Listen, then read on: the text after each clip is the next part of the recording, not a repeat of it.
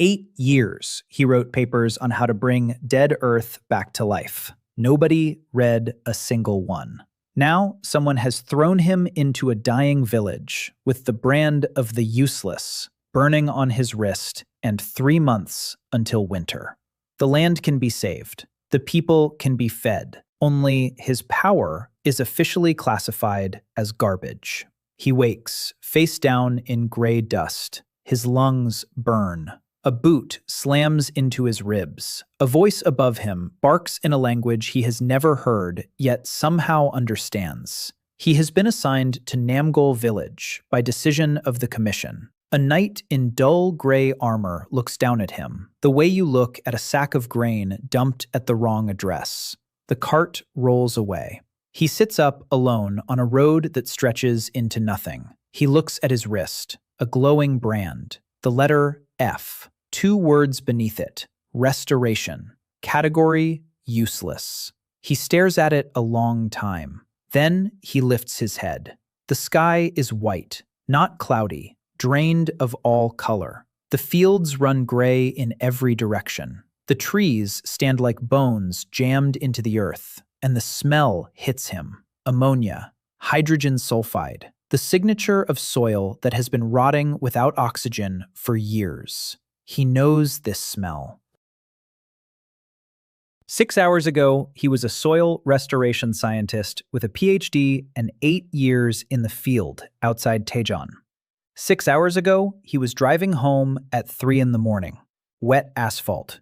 A truck. Then nothing. Then this.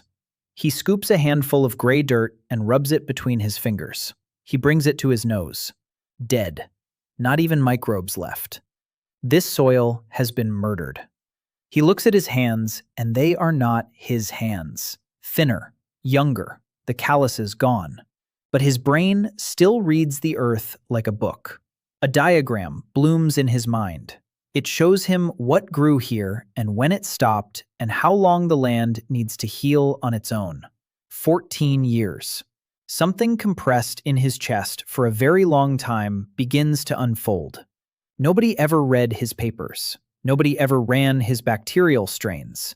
Nobody ever cared what he could do. Here, there is nobody to not care. Here, there is just work that needs doing. A canvas bag lies in the dust. He opens it. A rusty hoe. A clay bowl. 3 copper coins. Then his fingers find something hard in his jacket pocket. A tiny cloth pouch. Radish seeds. His radish seeds. The same experimental sample he carried in his lab coat for 3 months because he kept forgetting to file them. They crossed over with him. He closes his fist around them and stands. His knees nearly buckle. His body is weak, built weak. F rank in strength means F rank in strength. The wind shoves him sideways and he plants his feet. Fine, he can work with weak. He has been weak his whole career and still got results. He walks toward the village. Namgol appears around a bend like a wound. 30 gray houses with sagging roofs. No smoke, no livestock, no children. A cracked well in the center. He looks down into it. Brown water that stinks of rust. Iron contamination. A sound turns him around. A small girl stands in a doorway, maybe 7. Her clothes hang off her shoulders. Her eyes are huge and empty, the way only a hungry child's eyes go empty. In her fist, she clutches a dead weed. She holds it the way other children hold flowers. Something cracks inside him. Not breaks, cracks. Like soil about to take water for the first time in years. He smiles at her. It surprises him. He says hello in Korean before he can think about language. The girl does not smile back. She vanishes into the dark house. He stands alone, holding his bag of nothing and his handful of seeds. 14 years for this land to heal on its own. He does not have 14 years. He has 3 months before winter. 3 months to make dead earth grow food, or everyone here starves. He kneels, right there in the road, and presses both palms to the ground. The diagram erupts. It is worse up close. Top layer is powder. No nitrogen, no phosphorus. The water table is still there, but something blocks it. The pattern is too regular, too deliberate. Someone did this on purpose. He files the thought away. Right now, he needs the village leader and every fire pit in the settlement, and fish bones and ash and old cloth. What these people throw away, he calls a future. He stands, and a door opens. An old man steps out, 60 maybe, one arm, the left sleeve pinned to his shoulder. His face looks carved from the same gray wood as the houses. He looks at him like a sack of grain, like another mouth in a village that cannot feed the mouths it has. He says his name is Pak Chun-ho, elder of Namgol. He says Dohyun is the fourth man the guild has sent in 2 years. The first 3 died, 2 from sickness. 1 walked into the gray hills and never came back. He says it without emotion. He points to the empty house by the well. He says dinner is thin porridge at sundown, and there is not much, and if Dohyun wants more, he should have been born with a better mark. He turns to go. Dohyun says, wait. He wants to see the worst field, the most ruined piece of land, the one everyone has given up on. Pak Chun-ho stares at him a long time. Something moves behind his eyes. Not hope. Something older and more tired than hope. He says there is a field by the river, 20 plots. Nothing has grown there in 4 years. The children call it the cursed field. He says he will take him in the morning. Dohyun says, now. They walk through the village in silence. 31 houses. Eyes watch through cracks in the shutters. Nobody comes out. The path drops toward a dry riverbed, and the field waits beyond it.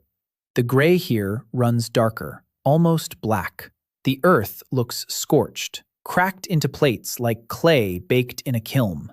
Nothing grows, not even the dead weeds that cling to life elsewhere. He walks to the center and kneels and presses his hands down, and the diagram blooms. And for the first time since he arrived, he feels something like excitement. The field is damaged, but it is not hopeless. The deep layers still hold moisture. The minerals are there. Only the top layer is dead, stripped of everything alive. But the bones of good earth lie underneath, like a house that burned to a solid foundation. He can rebuild on this. Weeks, not days. Everything he knows and everything he has. But he can do it. He stands. Pak Chun-ho watches from the edge with one hand on the knife at his belt. Dohyun says he needs ash from every hearth, fish bones from whatever they pull from the river, old cloth soaked in cow urine if any cows are left. All of it at this field by morning. Pak Chun-ho does not move. He says, why? Dohyun says, because in 12 days, food will grow here. The old man's face does not change. He says the last man who made promises like that died of fever on the 9th day. Dohyun says he is not making a promise. He is making a schedule. There is a difference. Pak Chun-ho looks at him another long moment. Then he turns and walks back toward the village without a yes or a no. Dohyun stays in the field until the light dies. He walks every step of it. He kneels in 9 spots and reads the soil in each. He maps the field in his mind, grid by grid, variable by variable, the way he mapped hundreds of test plots in his old life. By the time he returns, it is dark. A bowl of thin porridge sits on the step of the empty house, barely warm. It tastes like water with a memory of grain. He eats every drop. He lies down on the bare wooden floor and listens to the silence of a dying village. 31 families. He has to feed them all through winter with dead soil and a rusty hoe and radish seeds and a power the most powerful guild on the continent calls useless. He closes his eyes. His wrist still burns. He thinks about the girl with the dead weed in her fist. He thinks about her empty eyes. In his old life, he spent 8 years writing papers nobody read. Here, there are no papers, no review boards, no funding committees, no supervisor telling him to go into logistics instead. Here, there is just earth and hunger and a child with no grass to play with. For the first time in either of his lives, the distance between what he knows and what needs doing is 0. He falls asleep with dirt under his fingernails and iron on his tongue and a schedule already forming in his mind. Dohyun woke before dawn with his back aching and his mouth dry. The house smelled like dust and old wood and something faintly rotten behind the walls. He lay still for a moment and listened. Wind against the shutters. Nothing else. No roosters, no dogs, no sounds of morning life that a village should have. He sat up and opened the door. The sky was pale and the air was cold, and the village was exactly as gray as it had been the night before. He walked to the well and pulled up the bucket. The water was brown. He smelled it. Iron. Manganese, probably. Not deadly, but not good for crops or people drinking it long term. He put the bucket down and walked to the cursed field. There was nothing waiting for him there. Pak Chun-ho had not brought the ash or the bones or anything else. The field sat empty and cracked under the white sky. Dohyun stood at its edge and felt something cold settle in his stomach. Not surprise. He had expected this. A village that had been dying for 4 years did not hand over its last resources to a stranger on faith. He would have to earn it. He knelt and pressed his hands to the soil again. The diagram appeared. He studied it the way a surgeon studies a scan before opening the chest. The top 6 inches were dead powder. Below that, a compacted layer where water could not pass through. Below that, surprisingly good clay loam with decent mineral content. The strategy was clear. Break the compacted layer, introduce organic matter to the top, create conditions for microbial life to reestablish. In his old world, he would have used a subsoil plow and a bacterial inoculant and a pH meter and about $30,000 of equipment. Here, he had a rusty hoe. He took the hoe from his bag and started digging. Not plowing, digging, one small hole at a time. Each hole about a handspan wide and 2 handspans deep, enough to puncture the compacted layer and let air reach the good soil beneath. The hoe was dull and the handle was cracked, and his hands were soft and his arms were weak, and after 20 holes, his palms were bleeding. He kept going. By the time the sun was fully up, he had dug 40 holes across a patch roughly 3 paces by 3 paces. His shirt was soaked through. His arms shook. His vision kept blurring at the edges. F-rank strength was not a metaphor. His body simply could not do what his mind planned for it. He sat down in the dirt and breathed and looked at his bleeding hands. In his old life, his hands had been calloused from field work. These hands were useless. He would need gloves or wraps or at least cloth. He tore a strip from the bottom of his shirt and wrapped his palms. Then he kept digging. At midday, a shadow fell over him. He looked up. A young woman was standing at the edge of the field with her arms crossed and her chin raised. She had short hair cut roughly at the shoulders, and she wore men's work clothes and boots that were too big for her. She looked at him the way a cat looks at something it has not yet decided is prey or just pathetic. She said her name was Han Ari, and her father was the elder, and she had come to tell him that nobody was going to bring him ash or fish bones because nobody believed he could grow anything, and nobody wanted to waste what little they had on a stranger's delusion. Dohyun wiped sweat from his forehead with his wrapped hand and left a streak of blood and dirt across his face. He said he understood.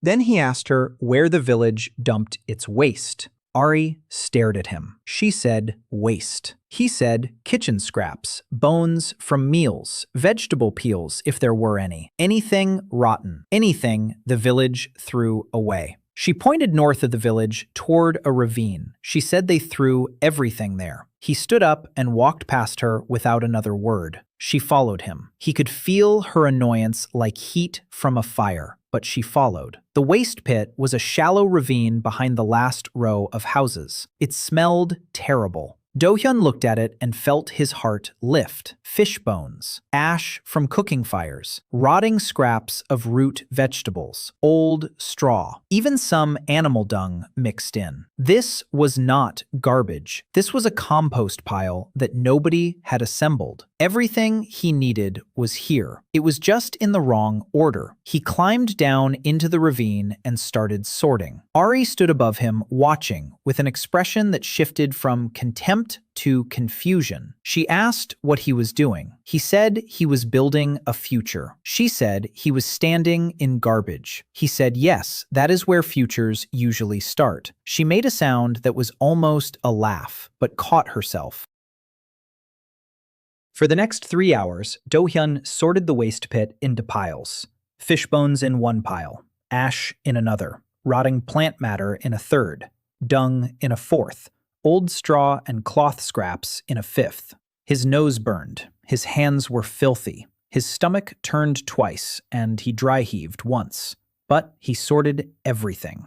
Then he started carrying the piles to the cursed field. He could only carry small loads. F rank meant F rank, a single armful at a time. Ari watched him make 4 trips, and then, without saying anything, she picked up a load twice his size and carried it to the field. He looked at her. She looked away. She said she was not helping him. She was just tired of watching him be slow. By late afternoon, they had moved enough material to the field. Dohyun began the real work. In one of the holes he had dug that morning, he layered the materials in a specific order. Ash at the bottom, then fish bones crushed with a rock, then dung mixed with old straw, then rotting plant matter on top, then a thin layer of the dead gray soil. He pressed his hand on the filled hole and activated his ability. It was not dramatic. There was no glow, no flash of light. His palm simply warmed, and the diagram in his mind shifted. He could feel the layers below responding. The ash was providing potassium and raising the pH. The fish bones were releasing calcium and phosphorus. The dung was feeding bacteria that did not yet exist but would come. The organic matter was creating spaces for air and water. He was not healing the soil. He was setting the table for life to arrive.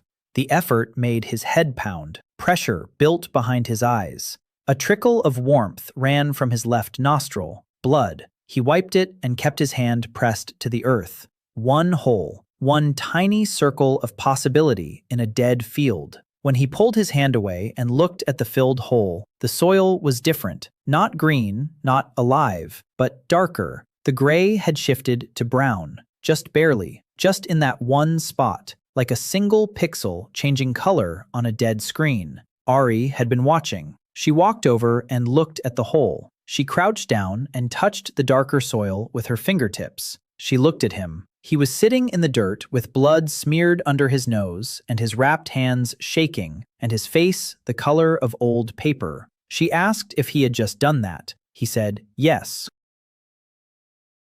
She asked what it was. He said, it was the beginning. Tomorrow, he would do 2 more. And the day after that, 2 more. And by the end of the week, there would be enough restored spots to plant 3 seeds. And those 3 seeds would be radish. Ari looked at the hole again. She pressed the soil between her fingers the way he had done the night before. Something shifted in her face. She did not look like she believed him. But she looked like she had decided not to walk away yet. She stood up and said she would bring him dinner. Then she left. Dohyun sat alone in the field as the sun went down. 2 more restorations a day. That was his limit before the nosebleeds became dangerous. 2 spots per day. each spot the size of a handspan.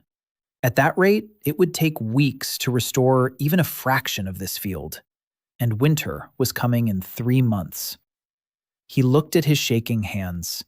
He looked at the single dark spot in the gray earth. On the third morning, Dohyun woke to find a pile of fish bones outside his door. No note, no name, just a basket of bones still wet from the river, left on his step before dawn. He picked it up and smelled it. Fresh. Someone had gone fishing in the dark to leave this for him. He carried the basket to the field and continued his work. 2 restorations in the morning, 2 more in the afternoon. Each time the nosebleed came faster. Each time the dark spots in the gray soil grew a little wider. By the end of the 3rd day, he had 8 restored patches in a rough line across the test plot. He planted 3 radish seeds in the best patch, the one where the diagram showed the strongest microbial response. He covered them with a piece of broken pottery to hold moisture and marked the spot with a stick. Then he sat beside it and talked to the soil in Korean. He told it about optimal germination temperatures and root depth requirements and the importance of consistent moisture in the first 72 hours. Anyone watching would have seen a man sitting in the dirt talking to himself. Ari was watching. She had come every day since the first. She never said she was helping. She just appeared and carried things and asked sharp questions and made cutting observations about his methods and his appearance and his general fitness for survival. Today, she asked who he was talking to. He said, the soil. She said the soil does not understand Korean. He said the soil does not understand any language. He was talking to it for his own benefit, because organizing thoughts aloud helps with planning. She said he was strange. He said yes. On the 4th day, more gifts appeared at his door. A bundle of dried straw from someone, 3 handfuls of ash wrapped in cloth from someone else, a single egg placed carefully on a leaf. He ate the egg raw because he did not want to waste the energy cooking it. He needed every bit of strength for the field. The village was watching him. He could feel it. Not with warmth yet, with the careful attention of people who have been disappointed so many times that watching is all they have left. On the 5th day, Park Chun-ho came to the field. He stood at the edge and watched Dohyun work for an hour without speaking. Dohyun was on his hands and knees, mixing ash into a new hole. His nose was bleeding again, thin red lines running down to his upper lip that he wiped absently with his wrist. Park Chun-ho finally spoke. He asked why Dohyun's nose bled. Dohyun said it was the cost of his ability. 2 restorations per day was his limit, and his body paid the price. Park Chun-ho asked what he meant by restorations. Dohyun sat back on his heels and tried to explain. He said the soil was not just dirt. It was a living system. Billions of tiny organisms working together to break down material and release nutrients, and hold water and support roots. When the soil died, those organisms died with it. What his ability did was not magic in the way the world understood magic. He was not shooting fire or swinging a sword. He was reading what the soil needed and then coaxing life back into it, one small area at a time, like a doctor treating a patient. Not with a miracle, but with knowledge and patience and the right ingredients in the right order. Park Chun-ho listened without expression. Then he asked, how long? Dohyun said the first radish would be ready in about 10 days. After that, he could expand, but he could not do it alone. He needed the village to save their waste. All of it. Fish bones and ash and dung and scraps. He needed someone to dig holes ahead of him so he could spend his energy on restoration instead of digging. He needed someone to carry water from the river every day because the well water was too contaminated for young plants. Park Chun-ho looked at the field, looked at the 8 dark spots in the gray, looked at the stick marking where the seeds were planted. He said nothing for a long time. Then he walked away.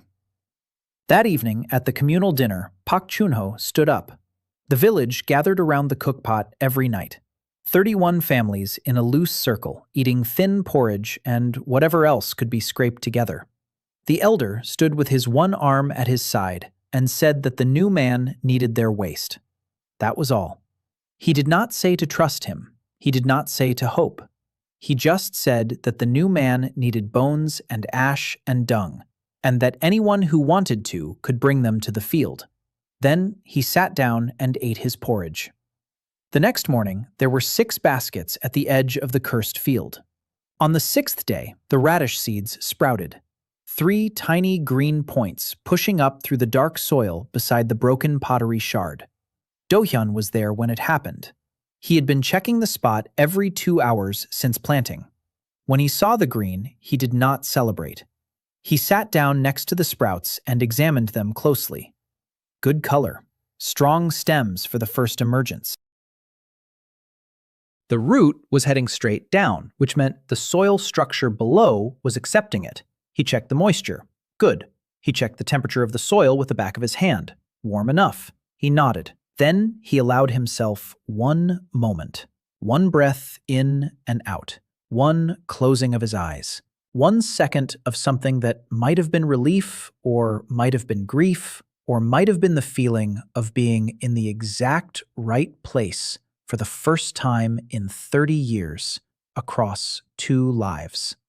Ari found him there an hour later. She looked at the sprouts and went very still.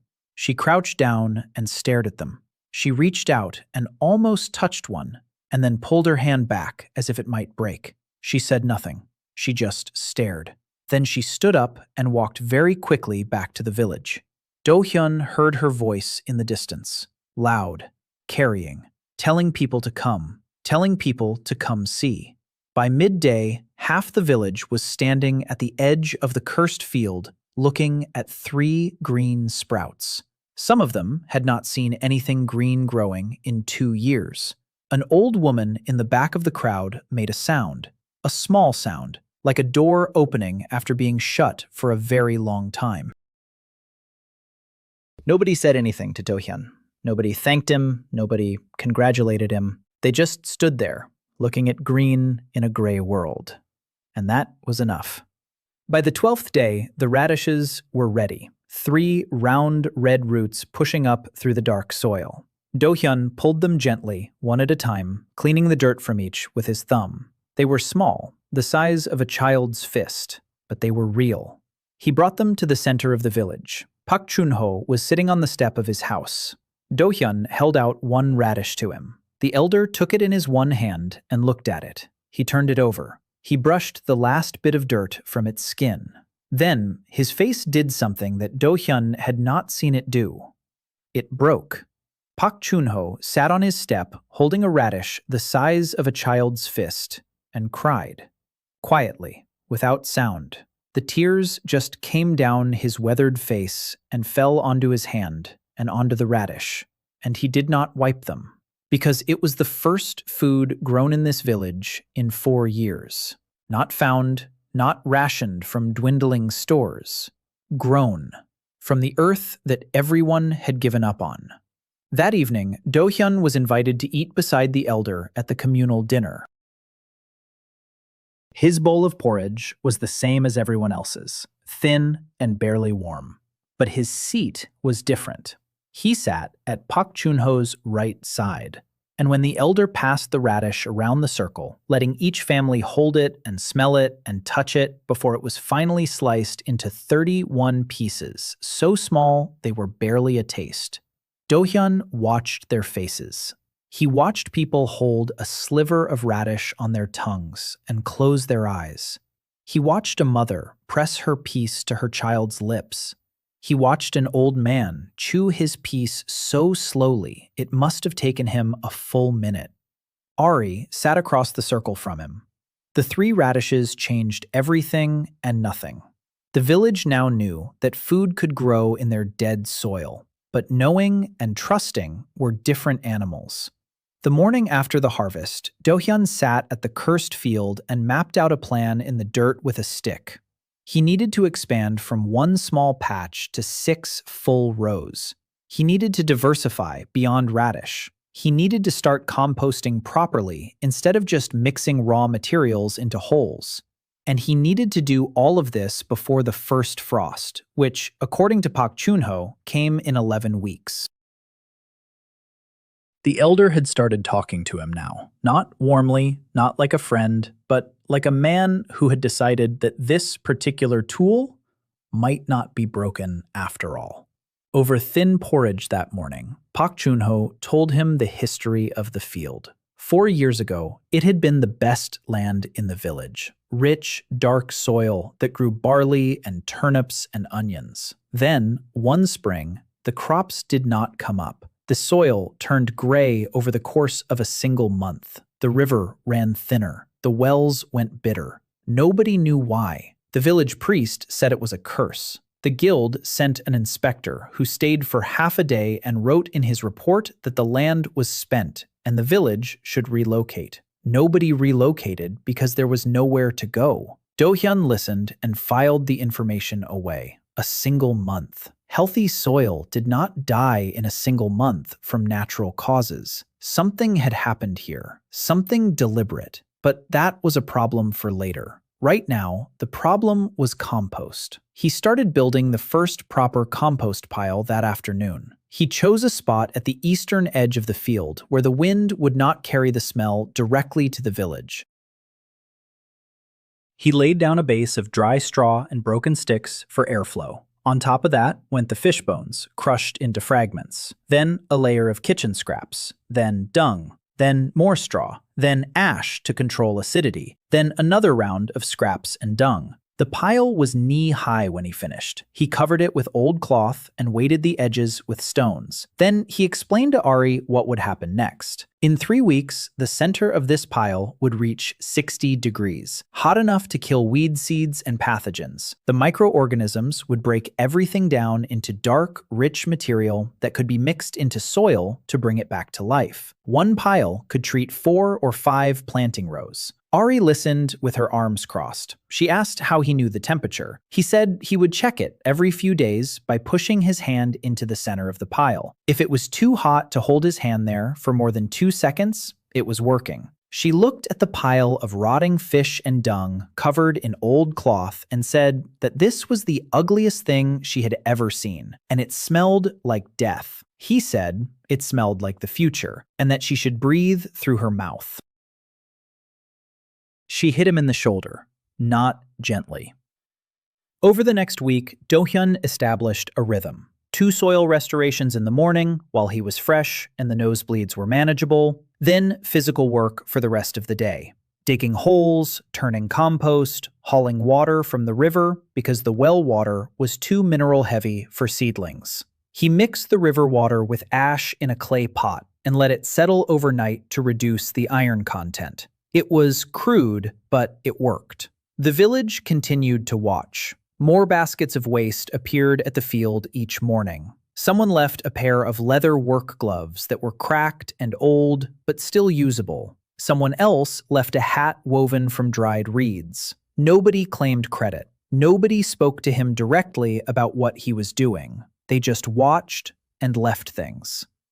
On the 8th day after the radish harvest, something shifted. Dohyun was hauling water from the river, and his legs gave out on the path. He dropped the bucket and sat in the dirt, breathing hard. His vision was gray at the edges. Too many restorations. Too little food. The porridge was not enough to fuel the kind of work he was doing.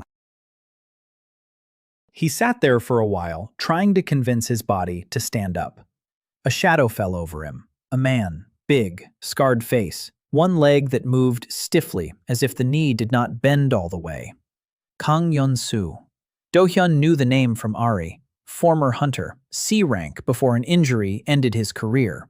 Bitter, angry, had not spoken a word to Dohyun since his arrival. Kang looked down at him in the dirt. His expression was hard to read. Not hostile exactly, more like a man looking at something he did not want to understand. He reached down and picked up the bucket with one hand. He filled it at the river and carried it to the field and set it down at the edge and walked away without looking back. The next morning, Kang was at the river again. He filled 4 buckets that day and carried them to the field. He never spoke. He never acknowledged Dohyun. He just carried water. On the 10th day, Dohyun planted the second round of seeds. Not just radish this time. He had found wild greens growing in the ravine behind the village. Tough, bitter plants that most people would not eat. But Dohyun recognized the family. These were cousins of a cultivated variety he knew from his previous world. With the right soil conditions and consistent water, they could be encouraged to produce edible leaves in about 20 days. He planted them alongside more radish and marked each row with different colored stones so he could track growth rates. He was keeping his field journal, writing it in Korean on scraps of cloth with charcoal because he had no paper. Temperature estimates, moisture levels, growth observations, moon phases because in this world he could not be sure what mattered and what did not.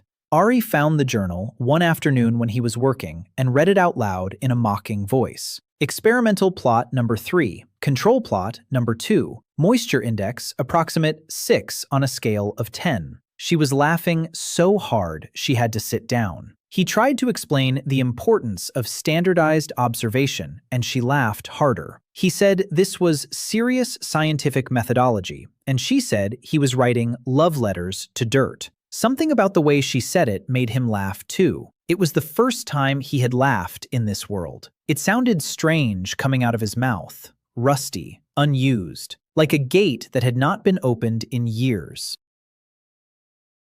She stopped laughing and looked at him with an expression he could not name. Then she picked up the journal scraps and folded them carefully and handed them back to him and said she would find him proper paper somewhere. The compost pile was heating up on schedule. On day 14, Dohyun pushed his hand into the center and jerked it back immediately. Hot, very hot. The thermophilic stage had begun. The pile was steaming faintly in the morning cold. Villagers who walked past it gave it suspicious looks. It smelled like warm earth and rot, and something sweet underneath. Dohyun explained to anyone who would listen that the smell would change, that in another week it would smell like forest floor. Nobody believed him. By the end of the 3rd week since planting the second radish crop was coming up strong. 20 plants in a neat row. The wild greens were slower, but 4 of them had produced leaves large enough to eat. Dohyun picked the greens himself and brought them to the communal dinner. They were bitter and tough, but they were fresh and green and alive, and people ate them with the same slow reverence they had eaten the first radish.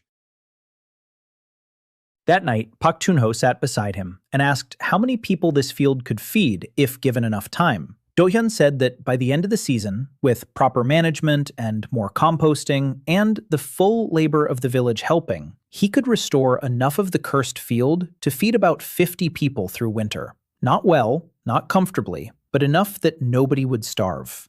Pak Chun-ho was quiet for a long time. Then he said there were 31 families, about 110 people. Dohyun said he knew. He said he needed more fields, not just this one. The first compost pile finished on schedule, 21 days, and it smelled exactly the way Dohyun had promised. Dark and rich and sweet, like forest floor after rain. He broke it open with a stick and showed the villagers what was inside. Black, crumbly material that held moisture when you squeezed it. Nothing like the gray dust they had been walking on for 4 years. Old grandmother Choi, who was 73 years old and had not left her house in 2 months, came to the field that day. She was small and bent, and she walked with a stick, and she looked at the finished compost the way Dohyun imagined someone might look at water in a desert. She touched it with her fingers and brought it to her nose and smelled it. Then she looked at Dohyun and said something he did not expect. She said, "This is what my mother's garden smelled like." Dohyun nodded. He said it was. He said this was what all good soil smelled like, and it would smell like this again everywhere if they kept working. Grandmother Choi straightened up as much as her back would allow and said she had 5 chickens left. They had stopped laying 2 months ago. She asked if he could do anything about that. Dohyun said he needed to see the chickens. He walked back to the village with Grandmother Choi and inspected her coop. 5 thin birds sitting in a dark corner, barely moving. He examined them one by one. He checked their combs, which were pale. He checked their eyes, which were dull. He checked their feathers, which were brittle and falling out. He checked what she was feeding them. A handful of crushed grain once a day. That was all she had. He asked about their water. Same well water as everyone else. Brown and mineral heavy. He said the problem was not disease. The problem was nutrition. The chickens were alive, but they were starving, slowly, in ways that a simple grain ration could not fix. They needed calcium for eggshells. They needed greens for vitamins. They needed grit for digestion and clean water without excess iron. He told her to crush the shells of any eggs she found, even old broken ones, and mix the powder back into the feed. He told her to give the chickens the tough outer leaves of the wild greens he was growing, the ones people did not want to eat. He told her to collect small pebbles from the riverbed and scatter them in the coop. And he told her to let the chickens out of the coop for at least 2 hours a day, to scratch in the restored soil near the field, where there were now insects beginning to return. Grandmother Choi listened to every word. She did not interrupt. She did not argue. She asked if he was sure. He said he was not sure of anything in this world, but he was sure about chickens. She made a sound that might have been a laugh. A week later, she came to his house at dawn, carrying something wrapped in a clean cloth. She held it out to him with both hands. An egg. Warm. The first egg her chickens had laid in 2 months. She had wrapped it in the cleanest cloth she owned. Her eyes were wet. She did not say thank you. She just held out the egg and nodded and walked away. Dohyun held the egg in his palm for a long time. It weighed almost nothing. It meant everything. Word spread. The man with the useless mark knew about chickens too. He knew about cows, he knew about soil and water and compost and seeds. The village began to come to him, not in crowds, one at a time, quietly, at his doorstep in the early morning or at the edge of the field in the evening. A man whose goat had stopped eating, a woman whose stored grain had gone moldy, a father whose daughter had a rash that would not heal. Dohyun could not help with the rash. He was not a doctor, but he said the rash might be from the water and told them to boil it first and let it cool and see if the rash improved. The father looked at him blankly. Boil the water. Dohyun said, yes, boil it before drinking. Kill the things in it that you cannot see. The man said there was nothing in the water you could not see. It was water. Dohyun took a breath and tried to explain microbiology to a medieval farmer and watched the man's eyes glaze over completely. That night, he talked to Ari about the water problem. He said the village needed to boil all drinking water. The iron and minerals were one issue, but the biological contamination from degraded soil runoff was worse. Long-term, it would make people sick. Ari said nobody would boil water because it used fuel, and fuel was scarce, and people did not waste wood heating something that came free from the ground. Dohyun put his head in his hands. There had to be a way. The next day, he went to find So Minji. She had arrived in Namgol the previous week, a quiet woman of about 27 with burn scars on her hands that she kept hidden in her sleeves. She came from a village 3 days east that had finally died. Everyone left or died, and she walked until she found a place that was not dead yet. She was an herbalist. She knew plants the way Dohyun knew soil. When he asked her about the water problem, she thought for a moment and then said that in her old village, the elders taught that river spirits needed to be calmed with fire before humans could safely drink from their domain. It was a ritual. You poured river water into a pot over flame and spoke to the spirits and waited for the steam to carry away their anger. Then the water was safe. Dohyun stared at her. She stared back. One corner of her mouth moved very slightly upward. She said she was a herbalist, not a fool. She knew why boiling worked. She had always known. But she also knew that telling people to boil water because of invisible creatures was a losing argument, and telling them to calm the river spirits was a winning one. Dohyun opened his mouth, closed it, opened it again. He said she was brilliant. She looked down at her scarred hands and said, no. She was practical. There was a difference. He said in his experience they were the same thing. She looked up at him then. It was the first time he had seen her really look at anyone. Her eyes were brown and steady, and there was something in them, like a locked room, that someone had just tried the handle of.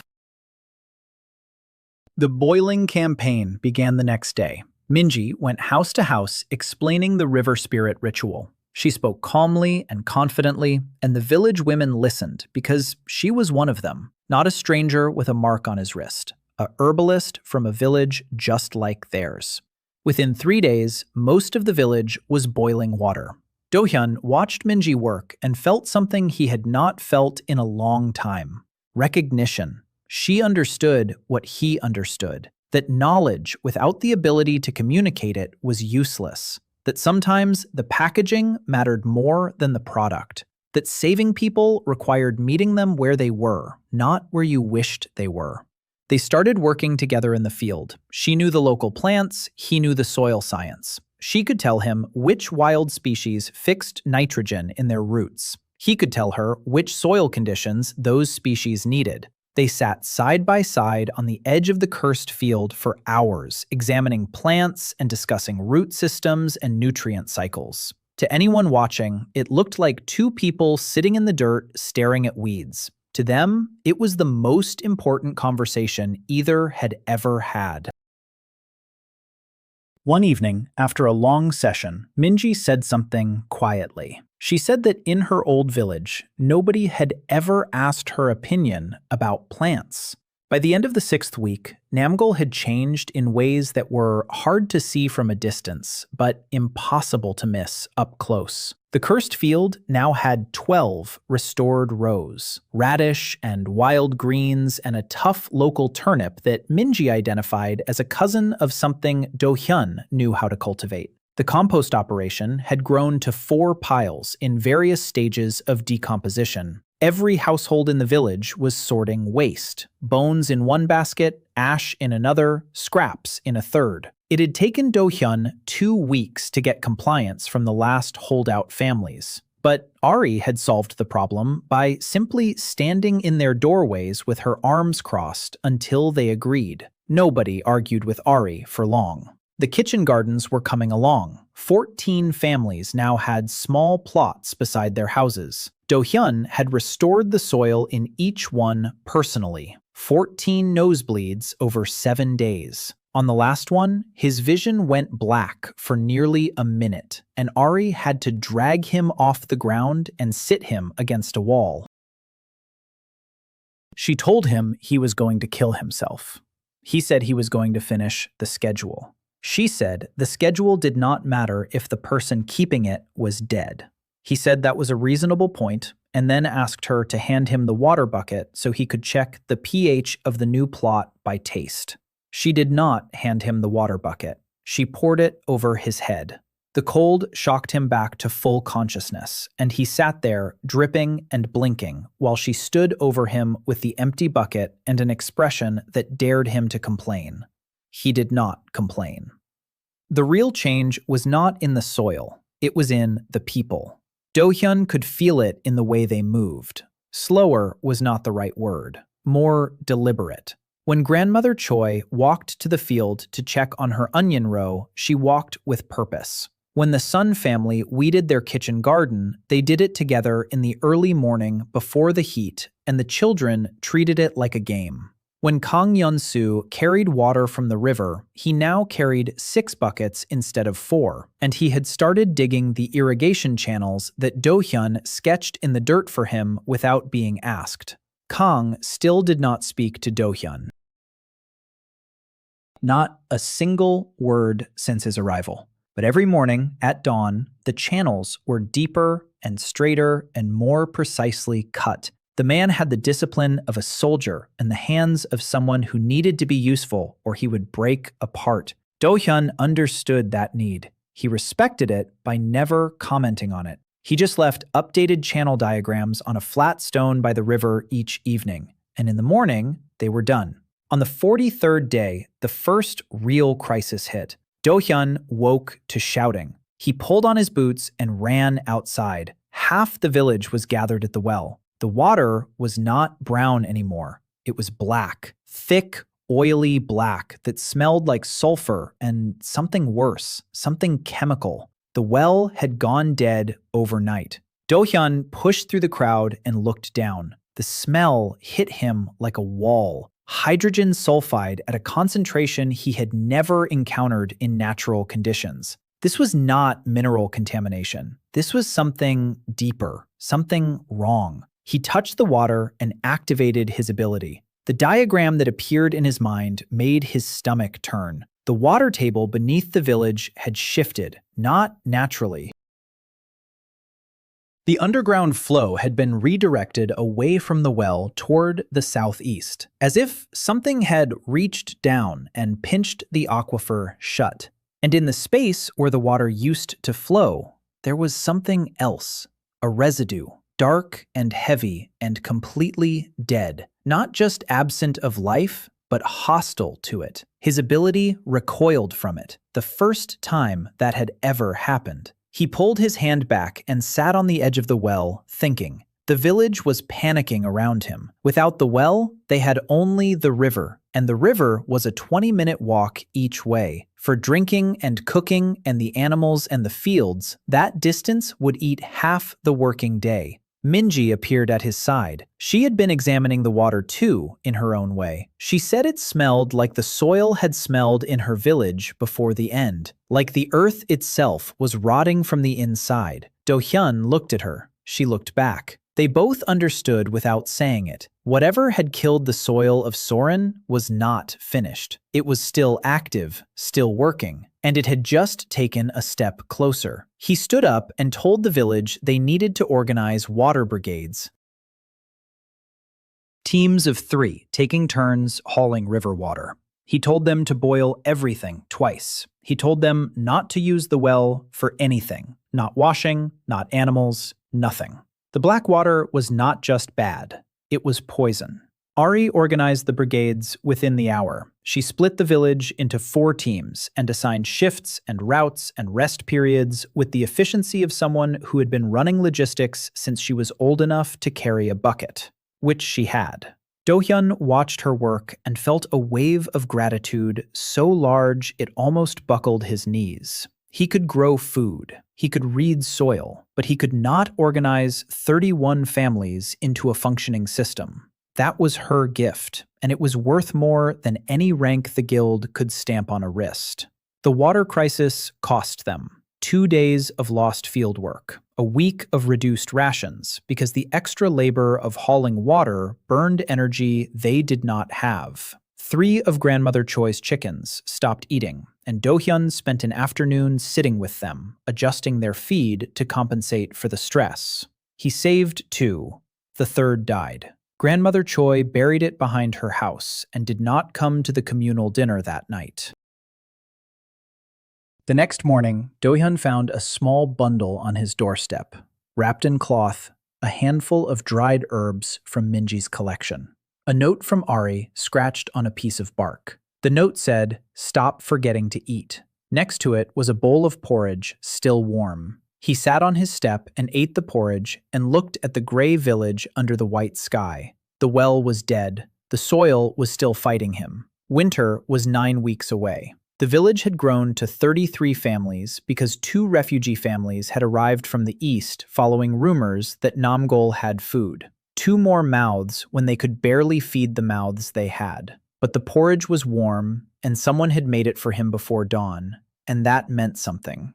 On the 52nd day, a woman walked into Namgol carrying a child on her back and nothing else. She was thin to the point of transparency. The child was maybe 2 years old and silent in the way that hungry children go silent when crying no longer brings food. Ari brought them to the communal area and gave them water and porridge. The woman's name was Yoon Sohee. She had walked for 5 days from a village called Dokchon in the hills to the north. Dokchon was gone. Not abandoned, gone. The earth had swallowed the wells, and the houses began sinking into gray mud and the last families left in the night. She heard from a trader on the road that there was a village in the South Valley where things grew. She walked south. Dohyun sat across from her while she ate and listened to her story. He asked about the sinking. She said it started slowly. Cracks in the ground, foundations tilting. Then, one morning, a whole section of the village dropped 2 feet as if the earth beneath it had simply vanished. He asked if she had seen anything unusual before it started. Stones. Strange stones. She stopped chewing. She said yes.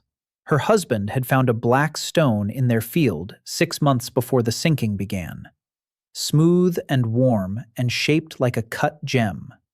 He dug it up and brought it home, and the next day his hands were covered in a rash that never healed. He died 3 months later. The local healer said it was blood poisoning. Dohyun felt his pulse quicken. He asked where the stone was now. She said her husband buried it again before he died. He said it felt wrong, like it was pulling something out of him. Dohyun thanked her and gave her his portion of dinner and sat outside in the dark for a long time thinking. Black stones, warm to the touch, placed in the earth, draining life from the soil and from people. This was not natural decay. This was a weapon. Someone was killing Soren on purpose, and the stones were the mechanism. He needed to find if there was one near Namgol. The next morning, he told Minji what he had learned. She sat very still while he spoke. When he finished, she said she had seen something. 3 weeks ago, when she was gathering herbs in the hills east of the village, she had felt something wrong under her feet. A buzzing, like the ground was humming at a frequency too low to hear, but high enough to feel in her teeth. She had moved away and not gone back. Dohyun asked her to show him. They walked for an hour east into the gray hills. Minji stopped at a ridge and pointed down into a shallow depression between 2 rock outcrops. Dohyun walked down carefully. He knelt and pressed his hands to the ground. The diagram exploded in his mind with a violence that made him gasp. He pulled his hands back and fell sideways. His nose erupted with blood. Not a trickle, a stream. Minji was at his side in seconds, pressing cloth to his face. He lay on the ground, shaking and trying to process what he had seen. The soil here was not just dead. It was inverted. The natural order of nutrients and minerals and water flow had been reversed. Life was not absent. It was being actively drained, pulled downward towards something buried deep, like a hole in the bottom of a bucket. Everything flowing out and nothing coming in. And at the center of the drain, about 3 li from the village, buried under 4 feet of gray earth, there was a shape, angular, dense, warm, a black stone. He told Minji what he had seen. She helped him sit up and wiped the blood from his face with steady hands. Her scarred fingers were gentle and precise. She asked what they should do. He said he did not know. His ability was restoration. He could bring dead soil back to life. But this was different. This was soil being murdered in real time by something he did not understand. His science had no framework for deliberate magical contamination. For the first time since arriving in this world, his knowledge was not enough. They walked back to the village slowly. Dohyun's legs were unsteady, and Minji stayed close enough that he could lean on her if needed, though he tried not to. When they reached Namgol, he went straight to Pak Chuno and told him everything. The elder listened with the stillness of a man hearing confirmation of something he had always suspected. He said the old stories spoke of a time before the quiet drought, when the land was rich and the water was sweet. He said his grandmother used to say that the earth had been put to sleep by a bad dream and would wake when the dreamer woke. Dohyun said, with all respect to the old stories, the earth had not been put to sleep. It had been poisoned, and the poison had a source, and the source could be found and possibly removed. Pak Chuno looked at him for a long time. Then he said that the last man who tried to understand why Soren was dying was a guild researcher from the capital. He came 4 years ago with instruments and assistants. He stayed for 2 weeks. On the 14th night, his camp burned down with him inside it. The guild ruled it an accident. Nobody in Soren believed that. Dohyun absorbed this. Someone was protecting the stones. Someone did not want them found, or studied, or removed. He filed this away and went back to what he could control: the fields, the harvest, the winter that was now 8 weeks away. That evening, Ari found him at the field working past dark. She sat down beside him and said she knew about the stone. Minji had told her. She asked if he was scared. He said he was terrified of many things in this world. He was terrified of winter, and of the well staying dead, and of not having enough seed stock. But he was not terrified of a rock in the ground. Rocks did not change the fact that radishes needed 30 days, and turnips needed 50, and the compost pile needed turning every third day. Ari was quiet for a moment. Then she said something that surprised him. 8 weeks before winter, Dohyun expanded his operation to a scale that frightened him. He had to. The math was simple and merciless. 35 families now, roughly 130 people. To survive winter without starvation, each person needed a minimum daily intake that translated to a specific tonnage of stored food. He calculated it on his cloth journal using charcoal, and Ari checked his numbers because she had learned to read his strange notation system and was better at arithmetic than anyone in the village. The numbers said they were short. Even with the 12 restored rows and the kitchen gardens and the wild greens, they were going to fall short by about 30%. 30% meant that some people would eat and some would not. Dohyun refused that outcome. He went to Pak Chunho and proposed something radical. He wanted to restore the 4 small fields on the south side of the village. These were not part of the cursed field. They were the old kitchen plots that families had abandoned when the soil died. Each one was small, maybe 50 paces square, but together they represented enough growing space to close the gap. The problem was time. Restoring each field would take a week of daily double restorations. 8 restorations total per field. 32 restorations over 4 weeks. His limit was 2 per day. He would be at maximum output for a month straight with no rest days. Pak Chunho said it would kill him. Dohyun said no, it would make him very tired and very bloody and very unpleasant to be around. But it would not kill him. He had run the numbers on that too. Pak Chunho looked at him with the expression of a man who wanted to argue but had no better plan. He nodded once. Dohyun started the next morning. The southern fields were in slightly better condition than the cursed field. The soil was dead, but the underlying structure was less damaged. His restorations went faster, but cost just as much. Every morning, he knelt and pressed his palms to the earth and felt the life drain out of him and into the ground. The diagrams bloomed in his mind, showing him where to push and what to add and which microbial communities to encourage. By the 3rd restoration each day, his nose was bleeding freely. By the 4th, his hands were shaking so badly he could not lift a cup. Minji watched him like a hawk. She prepared herbal tonics from wild plants she gathered in the hills, bitter, dark liquids that tasted like bark and dirt. She said they would support his blood production. He drank them without complaint because he trusted her and because they actually worked. His recovery time between restorations improved from 4 hours to 3. She also started sleeping at the field, not with him, near him, in a lean-to shelter she built from sticks and old cloth. She said it was because she needed to monitor the wild herb patches she had planted at the field edge. This was true. It was not the whole truth. Dohyun knew it was not the whole truth. He did not say anything about it.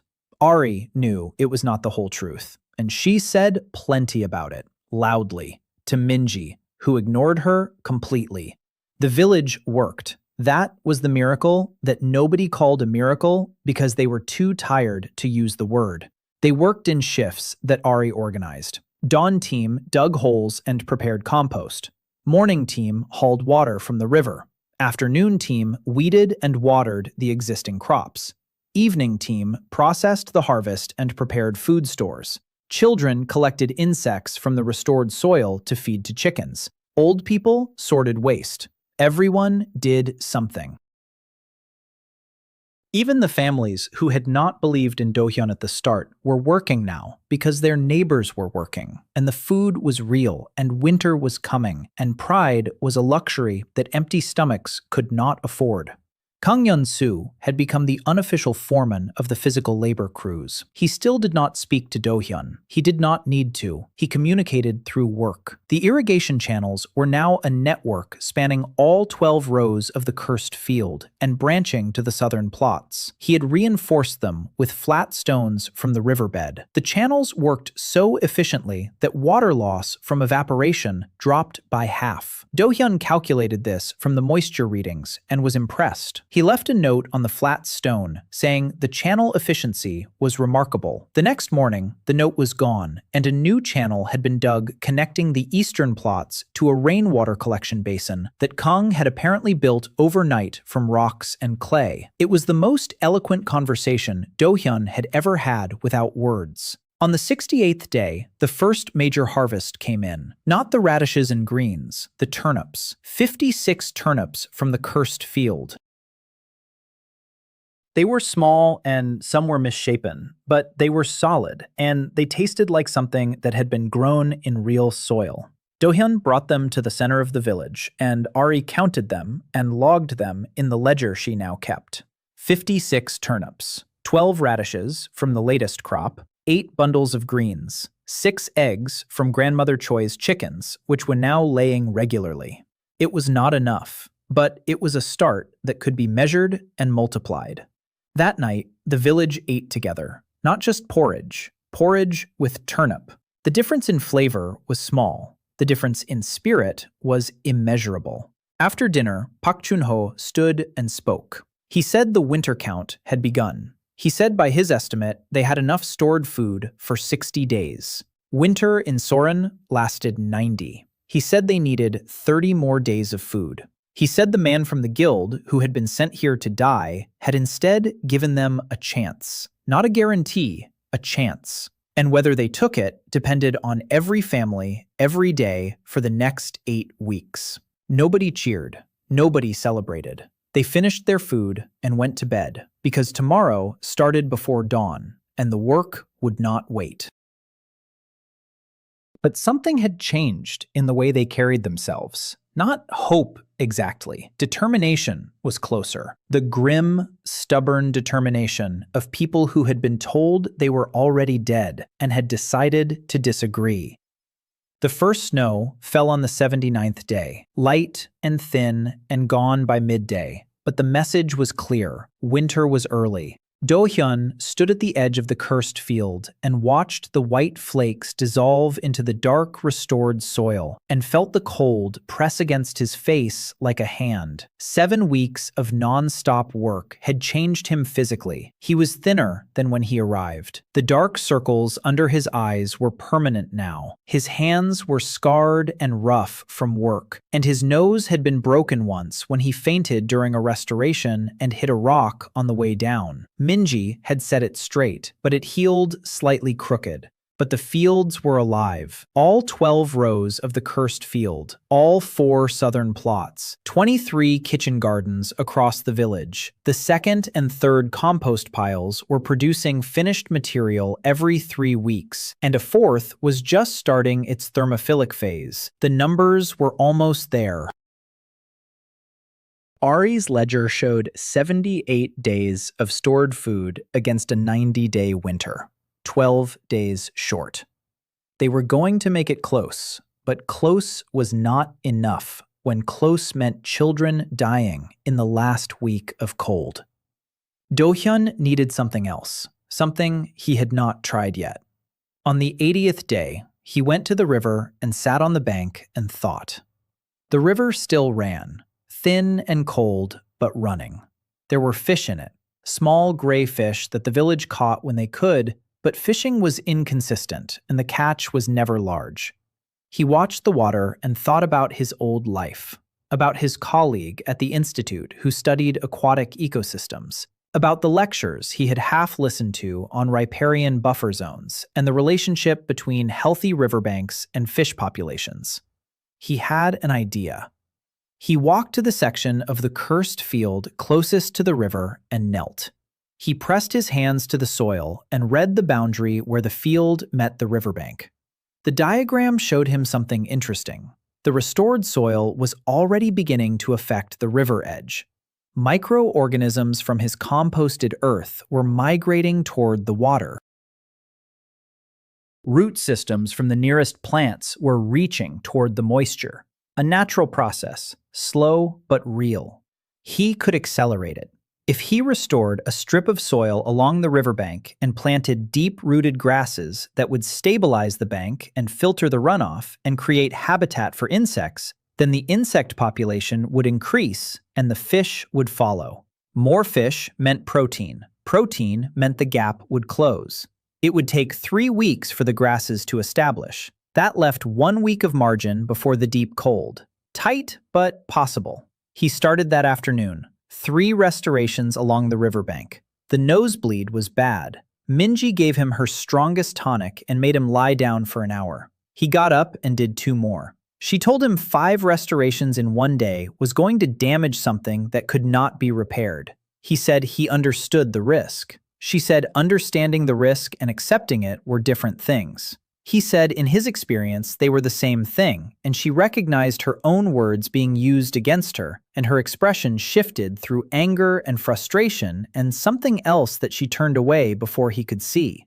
Ari planted the grasses. She took Dohyun's description of what he needed and found local equivalents within the day. A tough riverbank reed with deep roots. A creeping ground cover that spread fast in cool weather. She mobilized the children to gather seeds from the wild stands upriver, and they treated it as an adventure, racing each other along the banks. By the 85th day, the riverbank strip was planted, and the first shoots were pushing through. The fish did not come immediately. Biology did not work on demand. But by the 89th day, Kang Yun-soo reported that his morning catch had doubled. Small increase, but consistent. Something was happening in the water. The insects were coming back. On the 90th day, the deep cold arrived. Temperature dropped so fast that ice formed on the water buckets overnight. The village huddled. Dohyun had prepared for this. Every kitchen garden had been mulched with thick layers of straw and finished compost to insulate the root crops still in the ground. The stored food was kept in the driest corner of the communal hall. Ari had organized a rotation for firewood collection weeks in advance. The village was as ready as it could be. The first week of deep cold was hard. The second was harder. By the 3rd week, the porridge was thinner again, and the turnip stores were running low, and people were eating twice a day instead of 3 times. Dohyun reduced his own intake to once a day. Minji caught him doing this and told him that if he fainted from hunger in front of the village, the effect on morale would be worse than the food he saved. She had a point. She usually had a point. He ate twice a day under her supervision and hated that she was right. On the 97th day, Grandmother Choi's cow collapsed. The animal had been weakening for weeks. Dohyun had adjusted its feed 3 times, but the mineral deficiency from the contaminated water was cumulative, and there was only so much a dietary change could do. He sat with the cow for 6 hours through the night, mixing warm mash with specific herbs that Minji prepared and feeding it by hand. Ari brought him a blanket and sat beside him without speaking. At dawn, the cow lifted its head. By evening, it was standing. It did not give milk for another week, but it stood, and that was enough. Grandmother Choi came to the barn when she heard and stood in the doorway looking at her cow and then at Dohyun, who was asleep on the barn floor covered in straw and cow spit. She did not wake him. She put her second-best blanket over him and left. He found out later from Ari, who told him with a tone that was soft in a way she would deny if asked. The 105th day of winter was the worst. A storm hit that buried the village in snow for 3 days. No one could go to the river, no one could tend the fields. They lived on stored food and melted snow and the last of the dried fish. Dohyun sat in the communal hall with everyone else, and for the first time since arriving, he had nothing productive to do. No soil to read, no field to tend, no schedule to keep. He sat with his back against the wall, and Eunhae crawled into his lap, the little girl who had held the dead weed on his first day. She was 8 now, still thin, still quiet, but her eyes were not empty anymore. She looked at him with the steady, calm gaze of a child who had decided that this particular adult was safe. She fell asleep against his chest, and he sat very still so as not to wake her, and listened to the storm and thought about the 30-day gap in the food supply. They had closed it. Barely. The fish, the late root crops pulled from mulched gardens, the eggs, the careful rationing. They had closed it, and nobody had died. Not one child, not one elder, not one person. The storm passed on the 108th day, and winter broke 2 weeks later. When the snow melted and the first weak sunlight hit the cursed field, Dohyun walked out to inspect the damage. He knelt and pressed his hands to the earth. The diagram bloomed. The restored soil had held. The microbial communities had survived under the mulch. The root systems were dormant but alive. The compost piles had frozen on the surface, but their cores were still warm. Everything he had built was still there, waiting for spring. He sat back on his heels and looked at the gray valley that was not quite as gray as it had been 4 months ago, and he allowed himself one thought. The first winter is the hardest. We made it. Spring came to Namgol like a rumor, not all at once, but in whispers. A patch of mud where there had been ice. A bud on a branch that everyone assumed was dead. The sound of running water in the river growing louder each day. Dohyun was in the field before dawn on the first warm morning with his hands in the soil, reading the post-winter state of every row. The news was good, better than good. The soil was not just alive, it was improving on its own. The microbial communities he had established were reproducing and spreading beyond the boundaries of his restorations. The compost he had worked into the earth was breaking down further, releasing nutrients he had seeded months ago. The root systems of the winter cover crops were decomposing into channels that water could follow. The cursed field was healing itself. Slowly, imperfectly, but healing. He sat back and looked at the dirt under his fingernails and felt something warm in his chest that he recognized from his old life.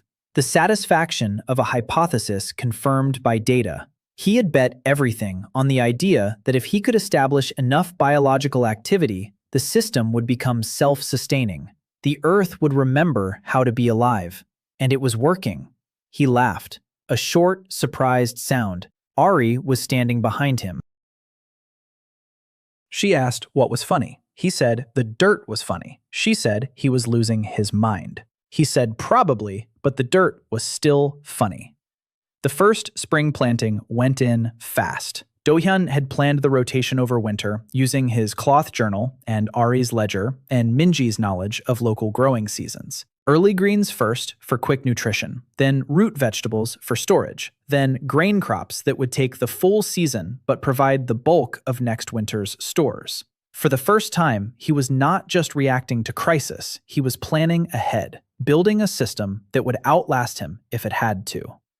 The village worked with an efficiency that would have impressed his old institute director. Every family knew their plot. Every family knew their schedule. Every family knew what to plant and when, and how to maintain their compost, and how to rotate crops between seasons, because Dohyun had taught them. Or rather, he had taught Ari, who had taught the village, because she was better at explaining things to people than he was, and she did not accidentally lapse into Korean technical terminology when she got excited.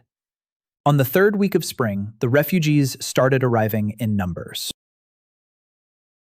2 families the first week, 5 the second. By the end of the month, Namgol had grown from 35 families to 48. Word had spread across Soren. There was a village in the South Valley where things grew, where the water was boiled and the children had color in their cheeks, and a strange man with an F on his wrist could make dead earth remember how to live. The refugees came with nothing, hungry and sick and carrying children who had not eaten in days. Dohyun received each family the same way. He sat them down and fed them, and asked what they had done before the drought took their village. A farmer, a weaver, a carpenter, a woman who had raised goats her whole life. He found a use for every skill. The farmer got a plot and a week of instruction. The weaver got flax seeds that Minji had found growing wild in the hills. The carpenter started building proper storage structures for the harvest. The goat woman took over the animal management that Dohyun had been handling alone. Each person was given not just food and shelter, but a function, a reason to be there beyond survival. This was deliberate.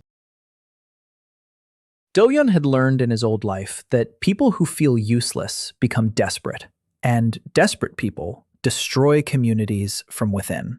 Give someone a purpose, and you give them a stake in the future. The village was different now, not just bigger, louder. The sound of hammers, the sound of children running between garden plots, the clatter of the makeshift loom the weaver had built from salvaged wood, the smell of bread, because someone had figured out how to grind the winter grain into a coarse flour and bake it on flat stones. Bread. The village had bread. Dohyun ate a piece of the first loaf and closed his eyes and chewed slowly, and thought about how a piece of bread was just flour and water and heat. But also, it was everything that separated alive from dead, a civilization in miniature. You needed grain for flour. Grain needed soil. Soil needed restoration. Restoration needed knowledge and work and time. And time needed people willing to endure long enough for the grain to grow. Every bite was an argument against despair. On the 31st day of spring, an inspector arrived from the guild. A young man in clean clothes with a leather folder and an expression of mild disgust at his surroundings. He introduced himself to Park Chun-ho as a representative of the Cheongyeon Guild Regional Assessment Division and said he was here to conduct a standard evaluation of the settlement. Park Chun-ho brought him to Dohyun. The inspector looked at Dohyun, who was kneeling in a field row with mud to his elbows and blood dried under his nose from the morning restoration. The inspector checked his folder and said he had a record of an F-rank restoration type assigned to this location. He asked if that was Dohyun. Dohyun said yes. The inspector said his report indicated the settlement was expected to have collapsed within 6 months of the assignment. Dohyun said the settlement had not collapsed. The inspector looked around at the fields and the working villagers and the smoking compost piles and the new structures going up, and his expression shifted from disgust to something more complicated. He said he would need to document this. He asked Dohyun to demonstrate his ability. Dohyun said no. The inspector blinked. Dohyun said he was not a performing animal. He said if the inspector wanted to see what restoration did, he could look at the fields and eat the food and taste the water and talk to the people. But he was not going to kneel down and bleed for a man with a clipboard. The inspector's face went red. He said refusal to cooperate with a guild assessment was a punishable offense. Dohyun stood up slowly. He was shorter than the inspector, and thinner and weaker and covered in mud. He said the inspector was welcome to try a turnip. Ari, who was standing behind the inspector with her arms crossed, made a sound that was almost a laugh. The inspector did not try a turnip. He wrote something in his folder and left the village in a hurry, walking fast as if the mud might stain his boots permanently. Dohyun watched him go and felt the first cold thread of worry pull through his chest. The guild would hear about this. A dead settlement that was not dead. An F-rank who was not useless. An inspector who was not welcomed with trembling deference. This would become a problem. Not today, not next week, but soon. That evening, he told Park Chun-ho and Ari and Minji what he believed was coming. The guild would not ignore a settlement that was succeeding outside their system. It embarrassed them. It challenged the ranking system that was the foundation of their power. They would send someone else, not an inspector with a folder, someone with authority, someone who could make Namgol disappear. Pak Chun-ho said the village had survived 4 years of drought. It could survive a guild inspector. Dohyun said it was not the inspector he was worried about. He said it was whoever the inspector reported to. Ari said she would start organizing a watch rotation. Minji said she would prepare medical supplies. Pak Chun-ho said he would send word to the neighboring villages that had begun trading with Namgol. If Namgol fell, those villages would lose their seed supplier and their only source of agricultural knowledge. Self-interest was a stronger alliance than loyalty. Dohyun nodded. He said that was smart. He said they had time, probably weeks, maybe a month. He said they should use that time to plant more and store more and teach more, because the best defense against someone who wanted to erase them was to become too important to erase. Then he went back to the field because the evening restoration was due and the schedule did not care about politics. The guild's response came faster than Dohyun expected. 6 weeks after the inspector left, a woman rode into Namgol on a black horse, wearing armor that cost more than everything the village owned combined. Her name was Kim He-jin, a rank hunter, 31 years old, senior operative of the Chungyeon Guild. She carried a sword on her back and a sealed order in her saddlebag, and she looked at Namgol the way a surgeon looks at a limb that needs removing. Dohyun was in the field when she arrived. Ari came running to tell him. He wiped the mud from his hands and walked to the village center where He-jin had dismounted and was speaking with Pak Chun-ho. The elder's face was stone. He-jin was telling him that the guild had received reports of unauthorized settlement expansion and unregistered use of abilities outside guild supervision. She said she was here to assess the situation and take appropriate action. Her voice was calm and professional, and completely without warmth. Dohyun recognized her, not her face. He had never met her before. But the mark on his wrist pulsed faintly when she came near, and he understood why. She was the one who had signed his classification. 4 years ago, at the Guild Processing Center, an A-rank hunter had looked at his ability readout and stamped it with the word useless. This was that hunter. He walked up to her and introduced himself. She looked at him, and something flickered behind her eyes. Recognition, perhaps. Or maybe just the trained assessment of a professional warrior sizing up a target. She said she knew who he was. She said the guild had records. F rank, restoration category, assigned to Namgol under standard redistribution protocol. Expected survival window, 6 months. Current status, overdue for review by approximately 10 months. Dohyun said that was one way to describe being alive. She did not smile. She said her orders were to evaluate the settlement and determine if it posed a risk to guild operations in the region. If it did, she had authority to dissolve it. If it did not, she would file a report and leave. Dohyun said she was welcome to evaluate. He said she should start with the fields. He said she should taste the bread. He said she should talk to Grandmother Choi about her chickens. He-jin said she would conduct her evaluation according to guild protocol. She set up camp at the edge of the village, a proper military camp with a tent and a perimeter and her sword always within reach. For 3 days, she walked through Namgol, observing everything. She watched the field crews work. She inspected the compost operation. She tasted the water and noted that it was boiled. She counted the families and the food stores and the new construction. She watched Dohyun perform a restoration and saw the nosebleed and the shaking hands and the tiny patch of gray soil turning brown. On the evening of the 3rd day, she came to Dohyun at the field. He was sitting on the ground eating his dinner, a bowl of grain porridge with turnip and a small piece of dried fish. She stood over him and said nothing for a long time. Then she sat down, not beside him, across from him, with enough distance to draw her sword if needed. She said what she had seen in this village did not match any model the guild used to predict settlement outcomes.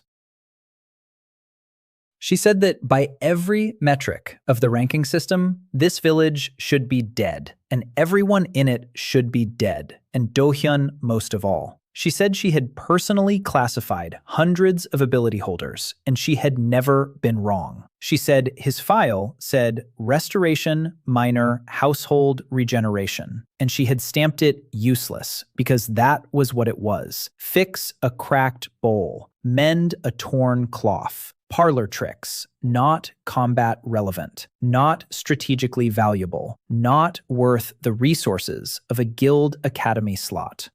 Dohyun ate his porridge and listened. She said what he was doing here was not what his classification described. She said she did not understand how the same ability that her instruments measured as F rank minor restoration could bring dead soil back to life across multiple hectares. She said either the instruments were wrong, or the classification system was wrong, or she was wrong.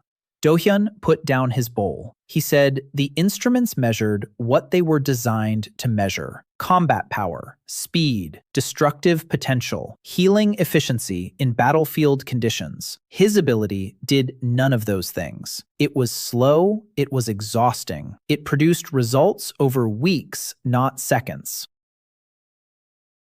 By every metric the guild cared about, it was worthless.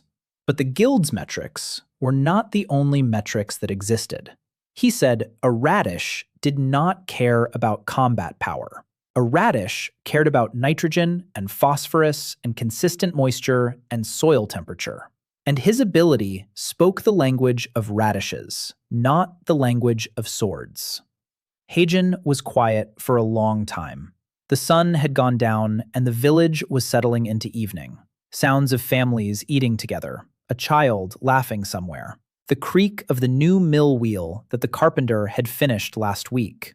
She said she had spent 12 years in the guild.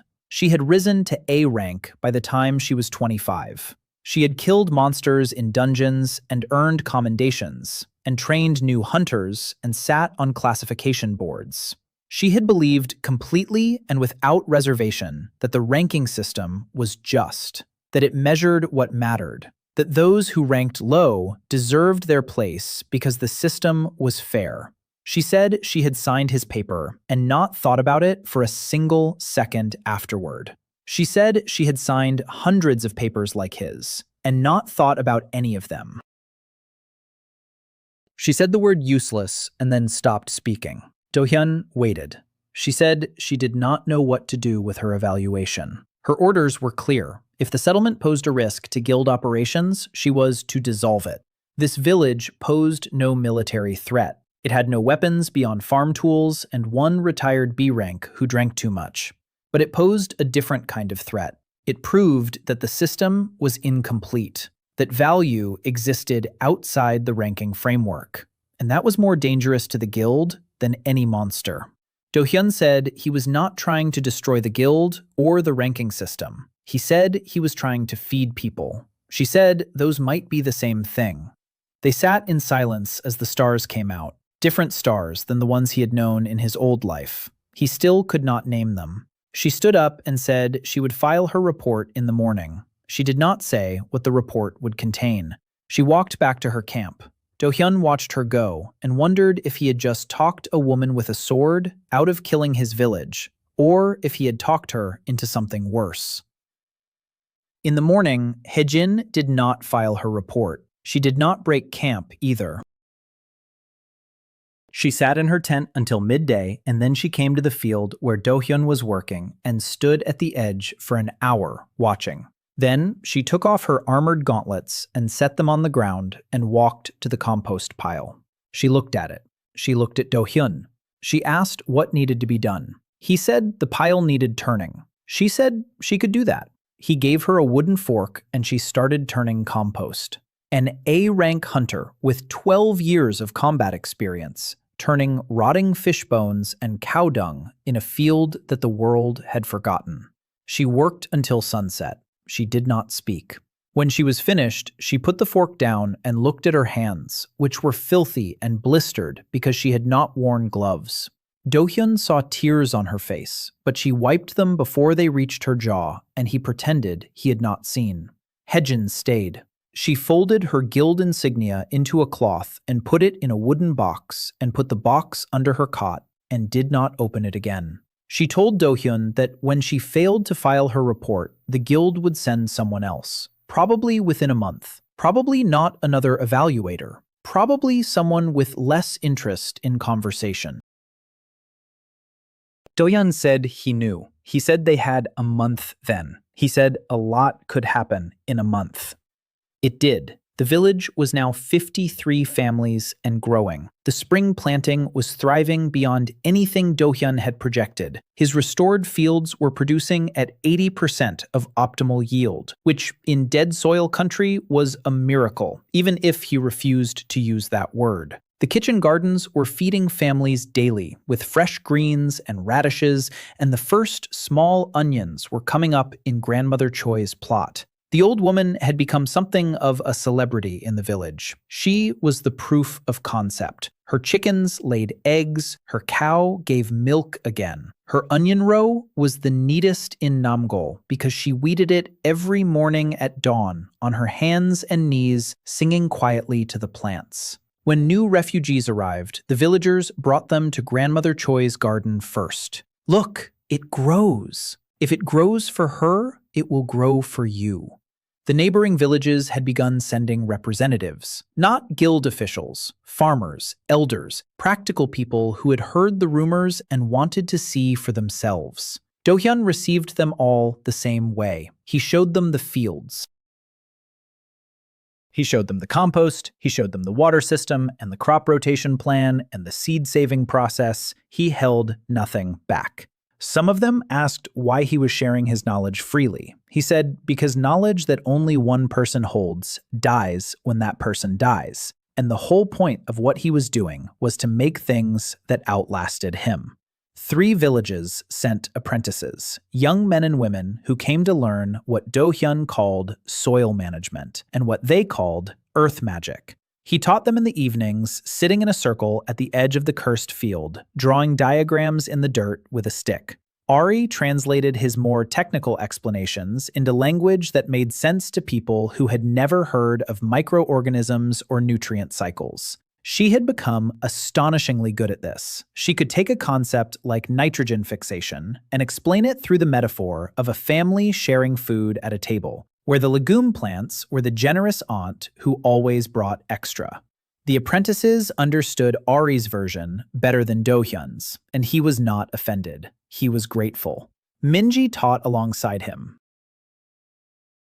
Her knowledge of local plants filled in the gaps that his otherworld expertise could not cover. She knew which wild herbs repelled insects from crop rows. She knew which tree bark could be steeped into a solution that prevented fungal infections on seedlings. She knew the timing of local seasons by signs that no scientific instrument could measure. The way certain birds flew before rain, the color of the sunset before a frost, the smell of the wind when the dry season was ending. Dohyun watched her teach and recognized what he had always believed, that indigenous knowledge and scientific knowledge were not opposites. They were 2 languages describing the same truth. The school grew, 15 apprentices by the end of the 2nd month. They built a shelter for the classes using timber from the hills. Ebby appeared during the construction. She had been found unconscious by the road 3 weeks earlier, robbed and beaten and half-starved. A 17-year-old girl dressed in boys' clothes with short hair and terrified eyes. Dohyun had carried her to Minji, who treated her injuries and fed her broth for 3 days until she could sit up. Her name was Abigail Whitmore, though she asked to be called Ebby. She was the youngest daughter of a minor baron from the far side of Soren. She had run away when her father tried to sell her in marriage to a creditor 3 times her age. She spoke 3 languages. She could read and write and calculate faster than anyone Dohyun had met in either of his lives. Within a week of recovery, she had reorganized Ari's entire ledger system. Within 2 weeks, she had created an inventory tracking method that could account for every seed and every turnip and every egg in the village. Within a month, she was handling correspondence with the neighboring villages, drafting trade agreements and supply contracts in formal language that made the other village elders take Namgol seriously as an institution and not just a curiosity. Dohyun gave her the title of village secretary because she needed a title and because she had earned it. She cried when he told her, not from gratitude, from shock. She said nobody had ever given her a title before. They had given her a price. Dohyun said the price was wrong and the title was right, and she should get back to work because the grain inventory was due by evening.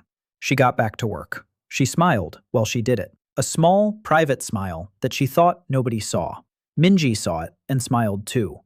The month passed fast. The fields expanded, the school taught, the village built, and every night Dohyun sat at the edge of the field and looked east, toward the hills where the black stone was buried, and thought about what was coming. Not just the guild, something larger, something that had killed this land on purpose and was still killing it. He could feel it in his restorations now, a resistance, a pull, like something underground was fighting him for every inch of living soil. The stone was still there, still draining, and somewhere beyond it there were more stones. A network, perhaps, a system designed to bleed the earth dry. He needed to deal with it, but not yet. Not until the village was strong enough to survive without him, for however long it took. He told this to Haejin one evening. She was sitting at the compost pile, which had become her station. Her hands were calloused now, and her armor sat unused in her tent, gathering dust. She listened, and said that whatever was buried in those hills was older than the guild. She said she had heard rumors during her years as a senior operative, whispered references to something called the Gathering, a ritual, ancient, connected to the land itself. She said the guild's upper leadership knew about it, and some of them were involved. She said she did not know how deep it went. Dohyun filed this away, the Gathering, a ritual that drained life from the land, black stones as focal points, the guild's leadership complicit, and somewhere at the center of it all, a purpose he could not yet see. He needed more information, but information would have to wait. Tomorrow was planting day for the summer grain, and the schedule did not care about ancient rituals. The guild came on a Tuesday. 30 hunters in formation, armor polished, weapons drawn, led by a man on a gray horse who looked like he had been carved from the same stone as his saddle. Cho Min-suk, curator of the Cheongyeon Guild, the man who had signed Do-hyun's redistribution order. The man who had been sending people classified as useless to die in Soren for 14 years to collect performance bonuses for optimizing guild rosters. He rode through the fields without looking at them. He rode past the school without stopping. He rode into the center of the village and dismounted, and looked around at 60 families worth of people watching him in silence, and said he was here under guild authority to dissolve this unauthorized settlement and return all ability holders to guild jurisdiction for reclassification. Pak Chunho stepped forward, one-armed, gray-haired, steady as the ground he stood on. He said this was Namgol, and it had existed for 40 years before the guild remembered it, and it would exist for 40 years after the guild forgot it again. Cho Min-suk did not look at him. He looked past him, scanning the crowd, looking for Do-hyun, looking for Haejin. He found Haejin standing near the back, with her arms at her sides. No armor, no sword, farm clothes, dirt on her hands. His expression when he saw her was the expression of a man watching an investment burn.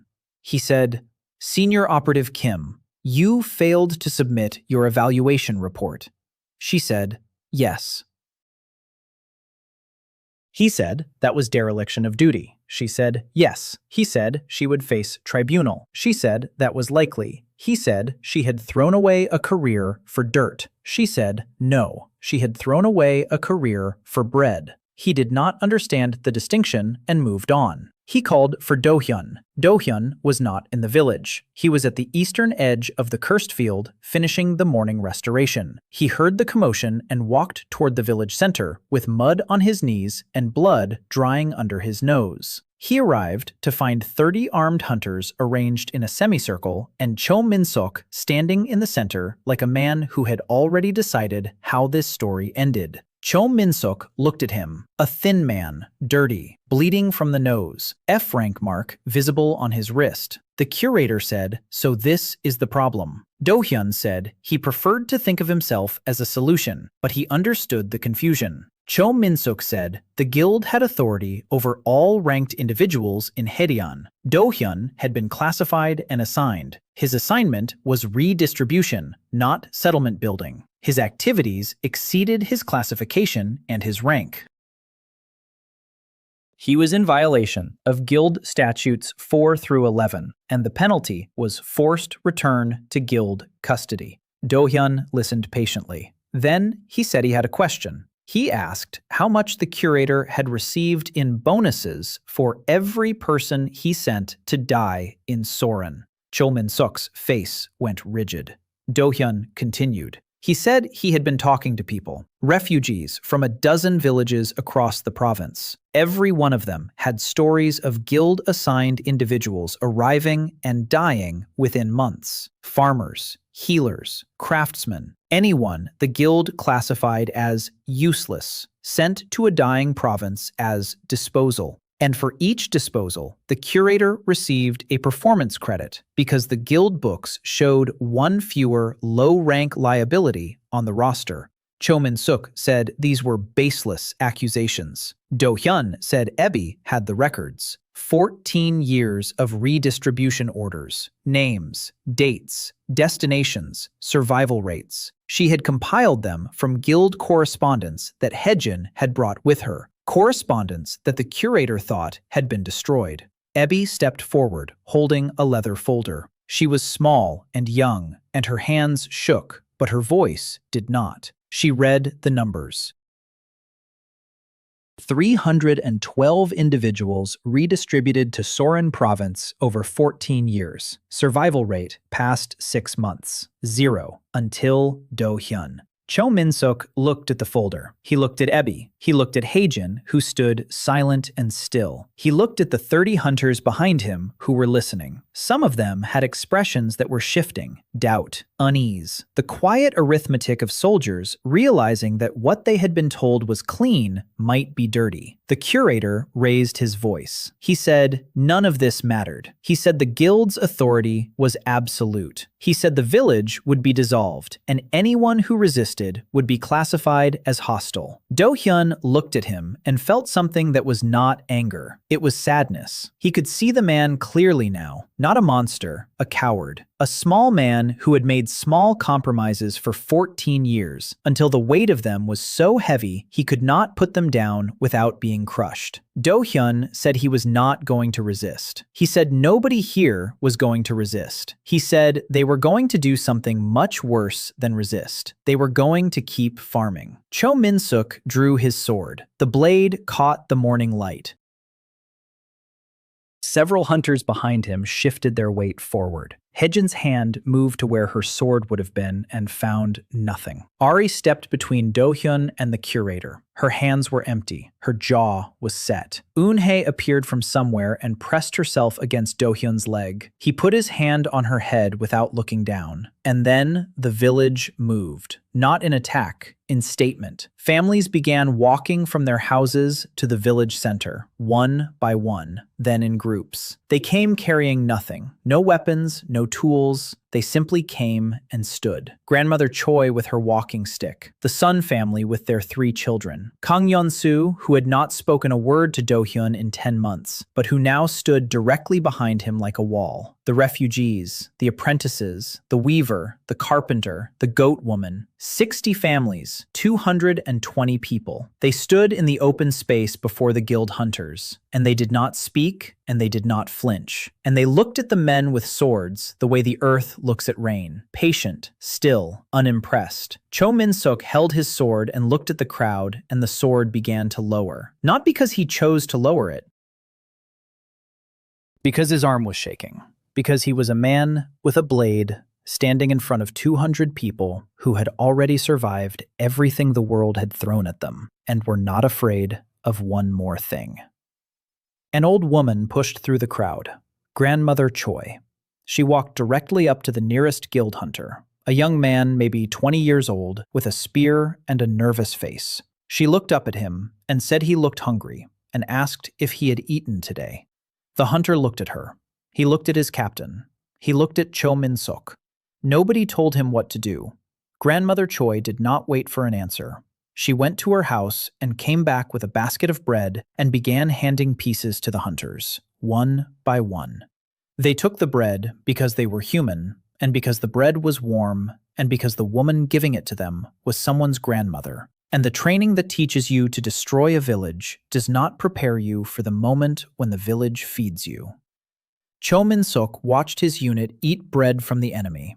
His sword hung at his side. His face was doing something complicated. Breaking, maybe, or arriving at a place it had been traveling toward for 14 years. He dropped the sword. It stuck, point first, in the dirt. He sat down on the ground and put his face in his hands and stayed there for a long time, while nobody moved and nobody spoke. Cho Min-suk talked for 6 hours. He sat on the ground in the village center, and the sword stayed in the dirt where he had dropped it, and he talked. He said he had been approached 14 years ago by a man he never identified by name, a figure within the guild's upper council. The man told him that Sorin province had been designated for a special project. He did not explain the project. He said only that certain individuals classified as having creation-type abilities needed to be sent there, and that nobody should ask questions about what happened to them. In exchange, Cho Min-suk would receive advancement and bonuses and protection from audit. Cho Min-suk said he agreed because he was 24 years old and ambitious, and because the people being sent were F ranks and D ranks, and nobody cared about F ranks and D ranks. Not the guild, not the public, not anyone. He said the first year was easy. Sign the papers, collect the credits, do not think about it. The second year was harder. A woman with a young daughter had begged him not to send her to Sorin. He sent her anyway. He did not know what happened to her. He did not ask. He said by the 5th year, he had stopped thinking of them as people. They were line items in a ledger, optimizations, efficiencies. He said this without self-pity. He said it the way a man describes a disease he contracted and could not cure. Dohyun listened. Ebi took notes. Haejin stood behind Cho Min-suk with her arms crossed and her face like carved wood. The hunters sat nearby eating Grandmother Choi's bread and looking at the ground. When Cho Min-suk finished, Dohyun asked about the black stones. The curator went still. He said the stones were part of the project. He said they were placed at specific points across Sorin in a pattern he did not understand. He said they were brought by people he never met and buried in locations chosen by calculations he was not permitted to see. He said he knew only that the stones did something to the land and that the people sent to Sorin were supposed to do something in response. He said the word used was harvest. The stones killed the earth. The creation-type ability holders tried to restore it. And then something collected what they had restored, pulled it out of the ground along with the ability holder's life force. Like a farmer planting a crop and reaping it, except the crop was living energy, and the reapers were not human. Dohyun felt cold. Not the cold of winter, a deeper cold. The cold of understanding something terrible. He had been bait. He and every other creation-type individual sent to Sorin, planted in dead soil to do exactly what he had done. Bring the earth back to life. And then the ritual would harvest the restored life along with the restorer. He was not a failure the guild had discarded. He was a seed the ritual had planted. He asked why he was still alive. If the ritual was supposed to harvest him, why had it not worked? Cho Min-suk said he did not know. He said the man from the upper council had contacted him 4 months ago and said there was a problem in Sorin. One of the seeds was not performing as expected. The restoration was happening, but the harvest was failing. Something was different about this one. That was when they sent Haejin, not just to evaluate the village, to evaluate Dohyun, to determine why the ritual could not take him. Haejin confirmed this. She said her original orders had a secondary directive she had not shared. She was to observe whether Dohyun's restorations could be separated from the land and the people they served. The answer was no. She said she understood now why. Every restoration Dohyun performed was tied to a specific person. Grandmother Choi's onion plot was Grandmother Choi's. The Sohn family garden was the Sohn family's. He did not restore land in the abstract. He restored it for someone. And that bond between the restored earth and the person it fed could not be harvested because it did not belong to the ritual. It belonged to the relationship. Dohyun sat with this for a long time. He thought about his old life, about the papers nobody read, about the bacterial strains nobody implemented, about work done in the abstract, for science, for the field, for nobody in particular. And he thought about the first thing he did differently in this world. He had not restored soil. He had restored Grandmother Choi's garden because Grandmother Choi needed her chickens. He had restored the Sohn family plot because the Sohn children were hungry. Every act of creation was an act of connection.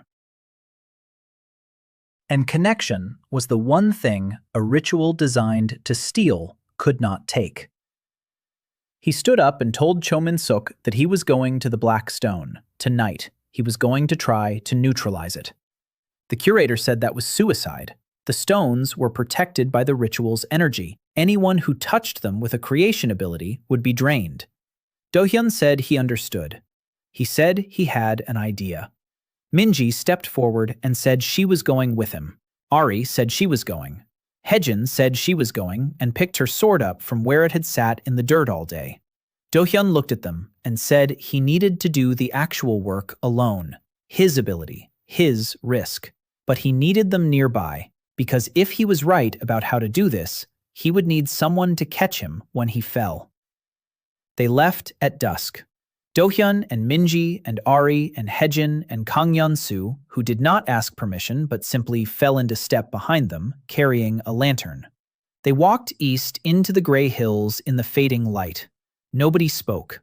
The night insects had returned to the fields near the village, and their sound faded as the group moved into the dead zone beyond the restored land. By the time they reached the depression where the stone was buried, the silence was total. No insects, no wind, even their footsteps seemed muted, as if the ground was absorbing sound. Dohyun knelt. He pressed his hands to the earth and read. The stone was below him, 4 feet down, warm, pulsing with a slow rhythm like a heartbeat, drawing life toward itself from every direction. A drain, a wound in the earth that would not close. He could feel it pulling at his ability, inviting him in, wanting him to pour his power into the ground so it could be taken. He closed his eyes and did something he had never done before. He did not restore the soil above the stone. He did not try to heal the wound. Instead, he thought about Grandmother Choi and the egg wrapped in clean cloth. He thought about Eunhae falling asleep in his lap during the storm. He thought about Ari pouring water on his head. He thought about Minji sitting beside him in the dying light, talking about root systems. He thought about Kang Yeon-soo's irrigation channels appearing overnight like letters in a language that did not need words. He thought about bread and turnips and children running between garden rows and the sound of a hammer building a school. He pushed these thoughts into the soil. Not energy, not power, memory, connection, the specific, irreplaceable bonds between people and the land they lived on.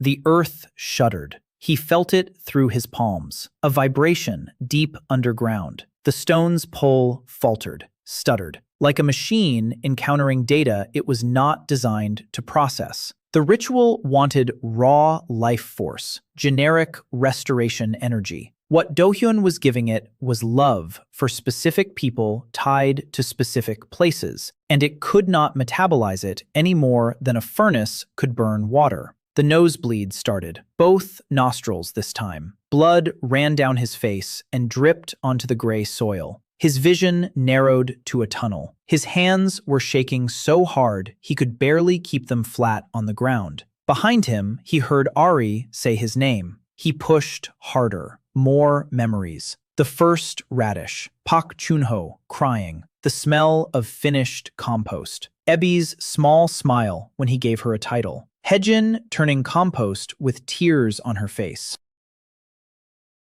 Every act of specific love poured into the earth above a stone designed to steal love in general. The ground cracked, a sound like a bone breaking deep underground. The pole stopped, not gradually, instantly, like a cord being cut. Dohyun collapsed forward onto his face. The blood from his nose pooled in the gray dust. He could not see, he could not hear, but he could feel. The soil under his cheek was warm, not the sick warmth of the stone, the good warmth of earth that was remembering how to live. Minji reached him first. She rolled him onto his back and pressed cloth to his face and said his name over and over in a calm, steady voice. Ari was holding his hand, and he could feel her grip was too tight, but he did not mind. Haejin stood over them, facing outward, with her sword drawn, watching the dark hills for any response to what had just happened. Kang Yeon-soo held the lantern high so Minji could see. Dohyun tried to speak. His voice came out as a whisper. He said it worked. Then he passed out. Dohyun slept for 3 days. Minji did not leave his side. She fed him broth when he surfaced enough to swallow, and herbal tonics that kept his blood pressure from dropping further. And she changed the cloths on his face when the nosebleed restarted twice in the night. Ari managed the village. She did not ask permission, she simply did it. The fields were watered, the compost was turned. The school continued, because the apprentices had learned enough to teach each other, and because Ebby organized the lessons with the same precision she brought to everything. On the morning of the 4th day, Dohyun opened his eyes and saw the ceiling of his house, and smelled porridge, and heard a sound he did not immediately recognize. Birds. Songbirds. Outside his window. He had not heard birdsong in Namgol since his arrival. He sat up slowly. Every muscle in his body ached. His head felt hollow, like someone had scooped out the contents and left the shell. Minji was sitting in the corner, grinding herbs. She looked up when he moved, and her expression went through relief and anger and something softer that she covered quickly. She said if he ever did anything like that again, she would kill him herself and save the ritual the trouble.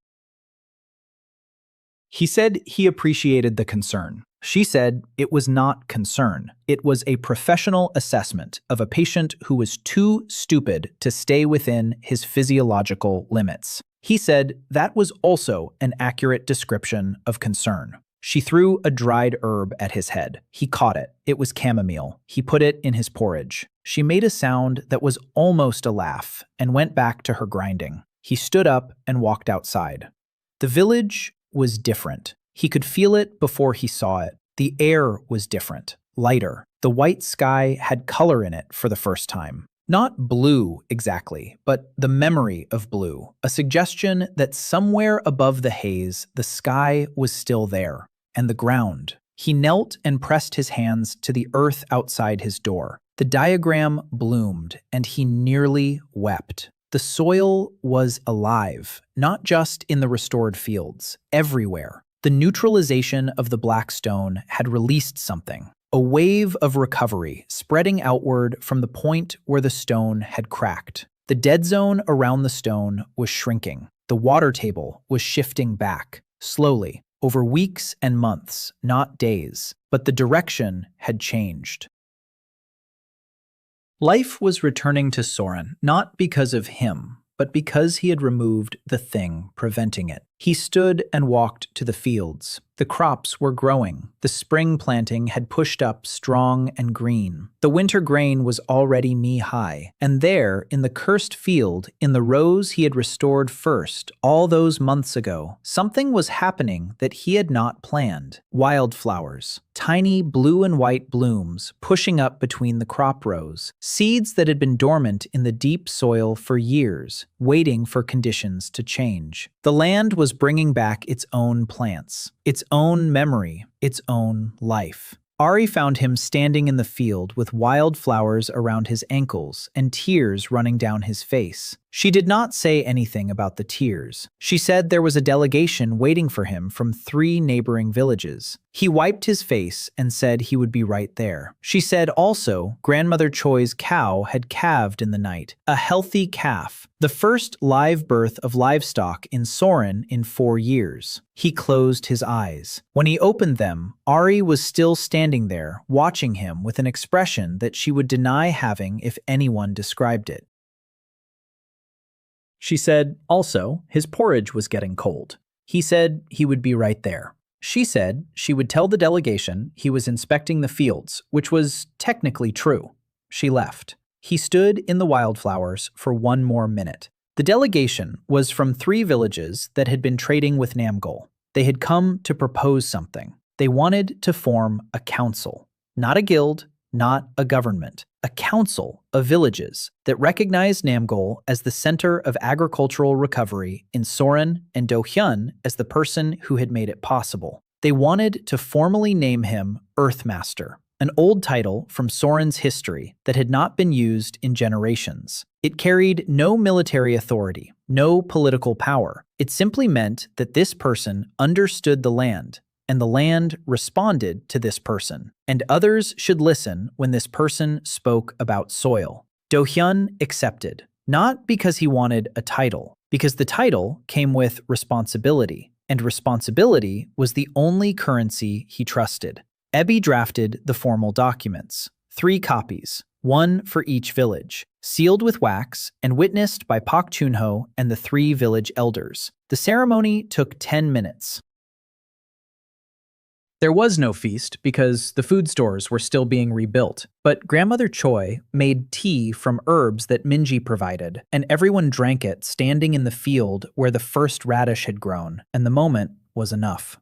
The weeks that followed were the fullest of Dohyun's life in either world. He traveled to each of the 3 allied villages and assessed their soil. He drew up restoration plans. He trained local apprentices. He identified which fields could be saved and which needed years more time, and he was honest about both. Minji went with him. Her knowledge of local plants made his soil work twice as effective. They had developed a shorthand by now, a look, a nod, a gesture toward a particular weed that told the other everything they needed to know about the ground it grew in. They did not talk about what they were to each other. They did not need to. One evening, sitting on a hillside overlooking a valley that was just beginning to show the first faint blush of green, Minji said that before she came to Namgol, she had decided to stop walking. She said she had been walking for months through dead villages and gray dust, and she had decided that when her legs gave out, she would sit down and not get up. Then she heard about a village where things grew. She did not believe it, but her legs were not ready to stop yet, so she walked 1 more day. And here she was. Dohyun said he was glad her legs were stubborn. She said they were not stubborn. They were practical. There was a difference. He said, in his experience, they were the same thing. She looked at him. He looked at her. The green valley spread below them, and neither of them looked away for a long time. Cho Min-suk's testimony was sent to the capital by courier. Ebi had organized it into a formal report with evidence and witness statements and the names of every person who had been sent to Soren to die. Heijin added her own statement. Her name carried weight. An A-rank operative accusing the guild's upper council of complicity in mass disposal was not something that could be ignored. The response would take months, maybe years. The guild was vast and slow and resistant to change. But the document existed now. The truth was written down.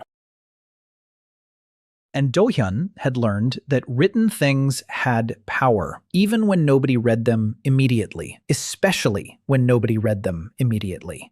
On the last day of summer, Dohyun stood at the center of the cursed field. It was not cursed anymore. It was the most productive piece of land in Soren province. 8 full rows of grain ready for harvest, 12 rows of vegetables, wildflowers along the borders attracting insects that pollinated the crops. The soil was dark and rich, and when he pressed his hands to it, the diagram showed him a living system, complex, self-sustaining, growing. Behind him, the village of Namgol hummed with the sound of 220 families living. The mill wheel turned. The school was full. The market that had started as a single table where families traded surplus had grown into a proper gathering place with 10 stalls. He could see Ari organizing the harvest crews with her voice carrying across the field. He could see Kang Yun-soo leading the irrigation team, still silent, still precise, still communicating through perfect channels and overnight constructions.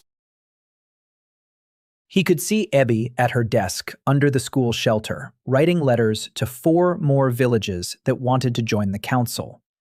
He could see Haejin teaching a group of young people basic self-defense because the world was still dangerous and farming communities needed to know how to protect themselves.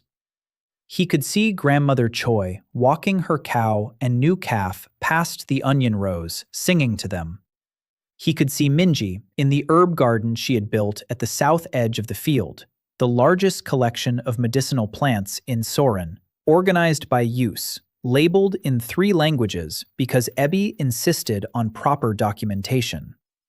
And he could see Eunhae, 9 years old now, running through the field with other children, laughing. Her hand was empty, no dead weed, no dry stalk clutched like a memory of something lost. Her hand was empty because she did not need to hold on to the idea of green anymore. Green was everywhere. It was under her feet and over her head, and in the food she ate, and in the future she was growing into. She was running through a field of sunflowers. Dohyun had planted them a month ago, tall and bright, and turning their faces toward the light. He had planted them for this exact moment, although nobody knew that yet. He had planted them because the sunflower was the only plant that followed the sun, and he wanted there to be a field in Soren that always looked toward the light, no matter what had happened in the dark. Eunhae ran to him and stopped and looked up. She was taller now. Her face had filled out. Her eyes were not empty anymore. They were bright and curious and full of things she wanted to say.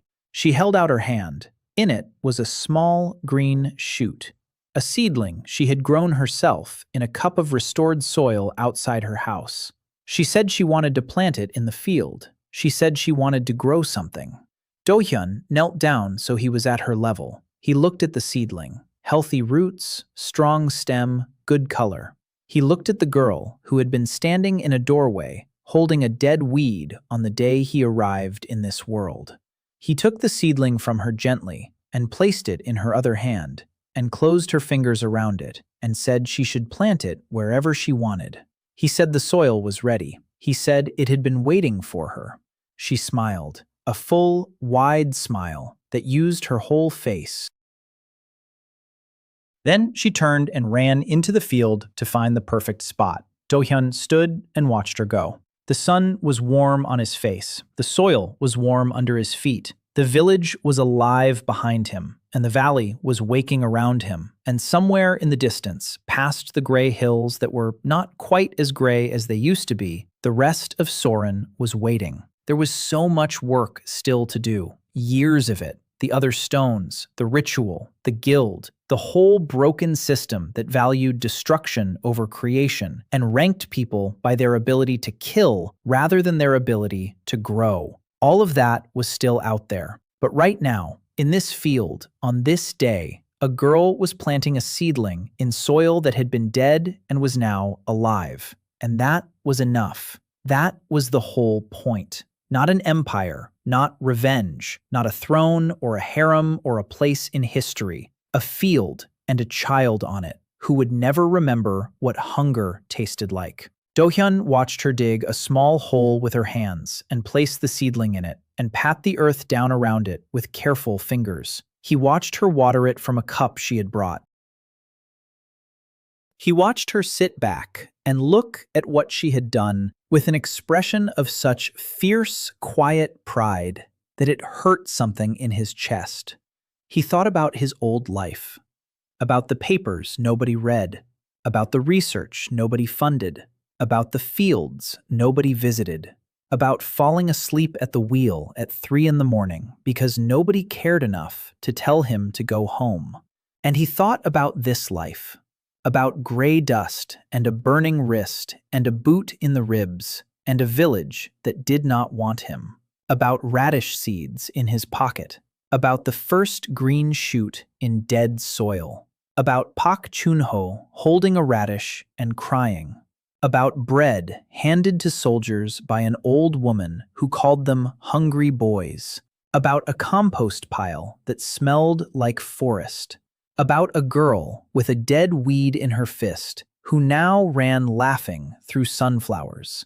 He had spent 30 years across 2 lives doing work that nobody read, and now, standing in a field that was alive because he had refused to let it die, surrounded by people who had survived because he had refused to let them starve, watching a child plant a future with her own hands in soil he had healed one painful handful at a time. For the first time in 30 years, in both lives, he felt like someone had finally read his work.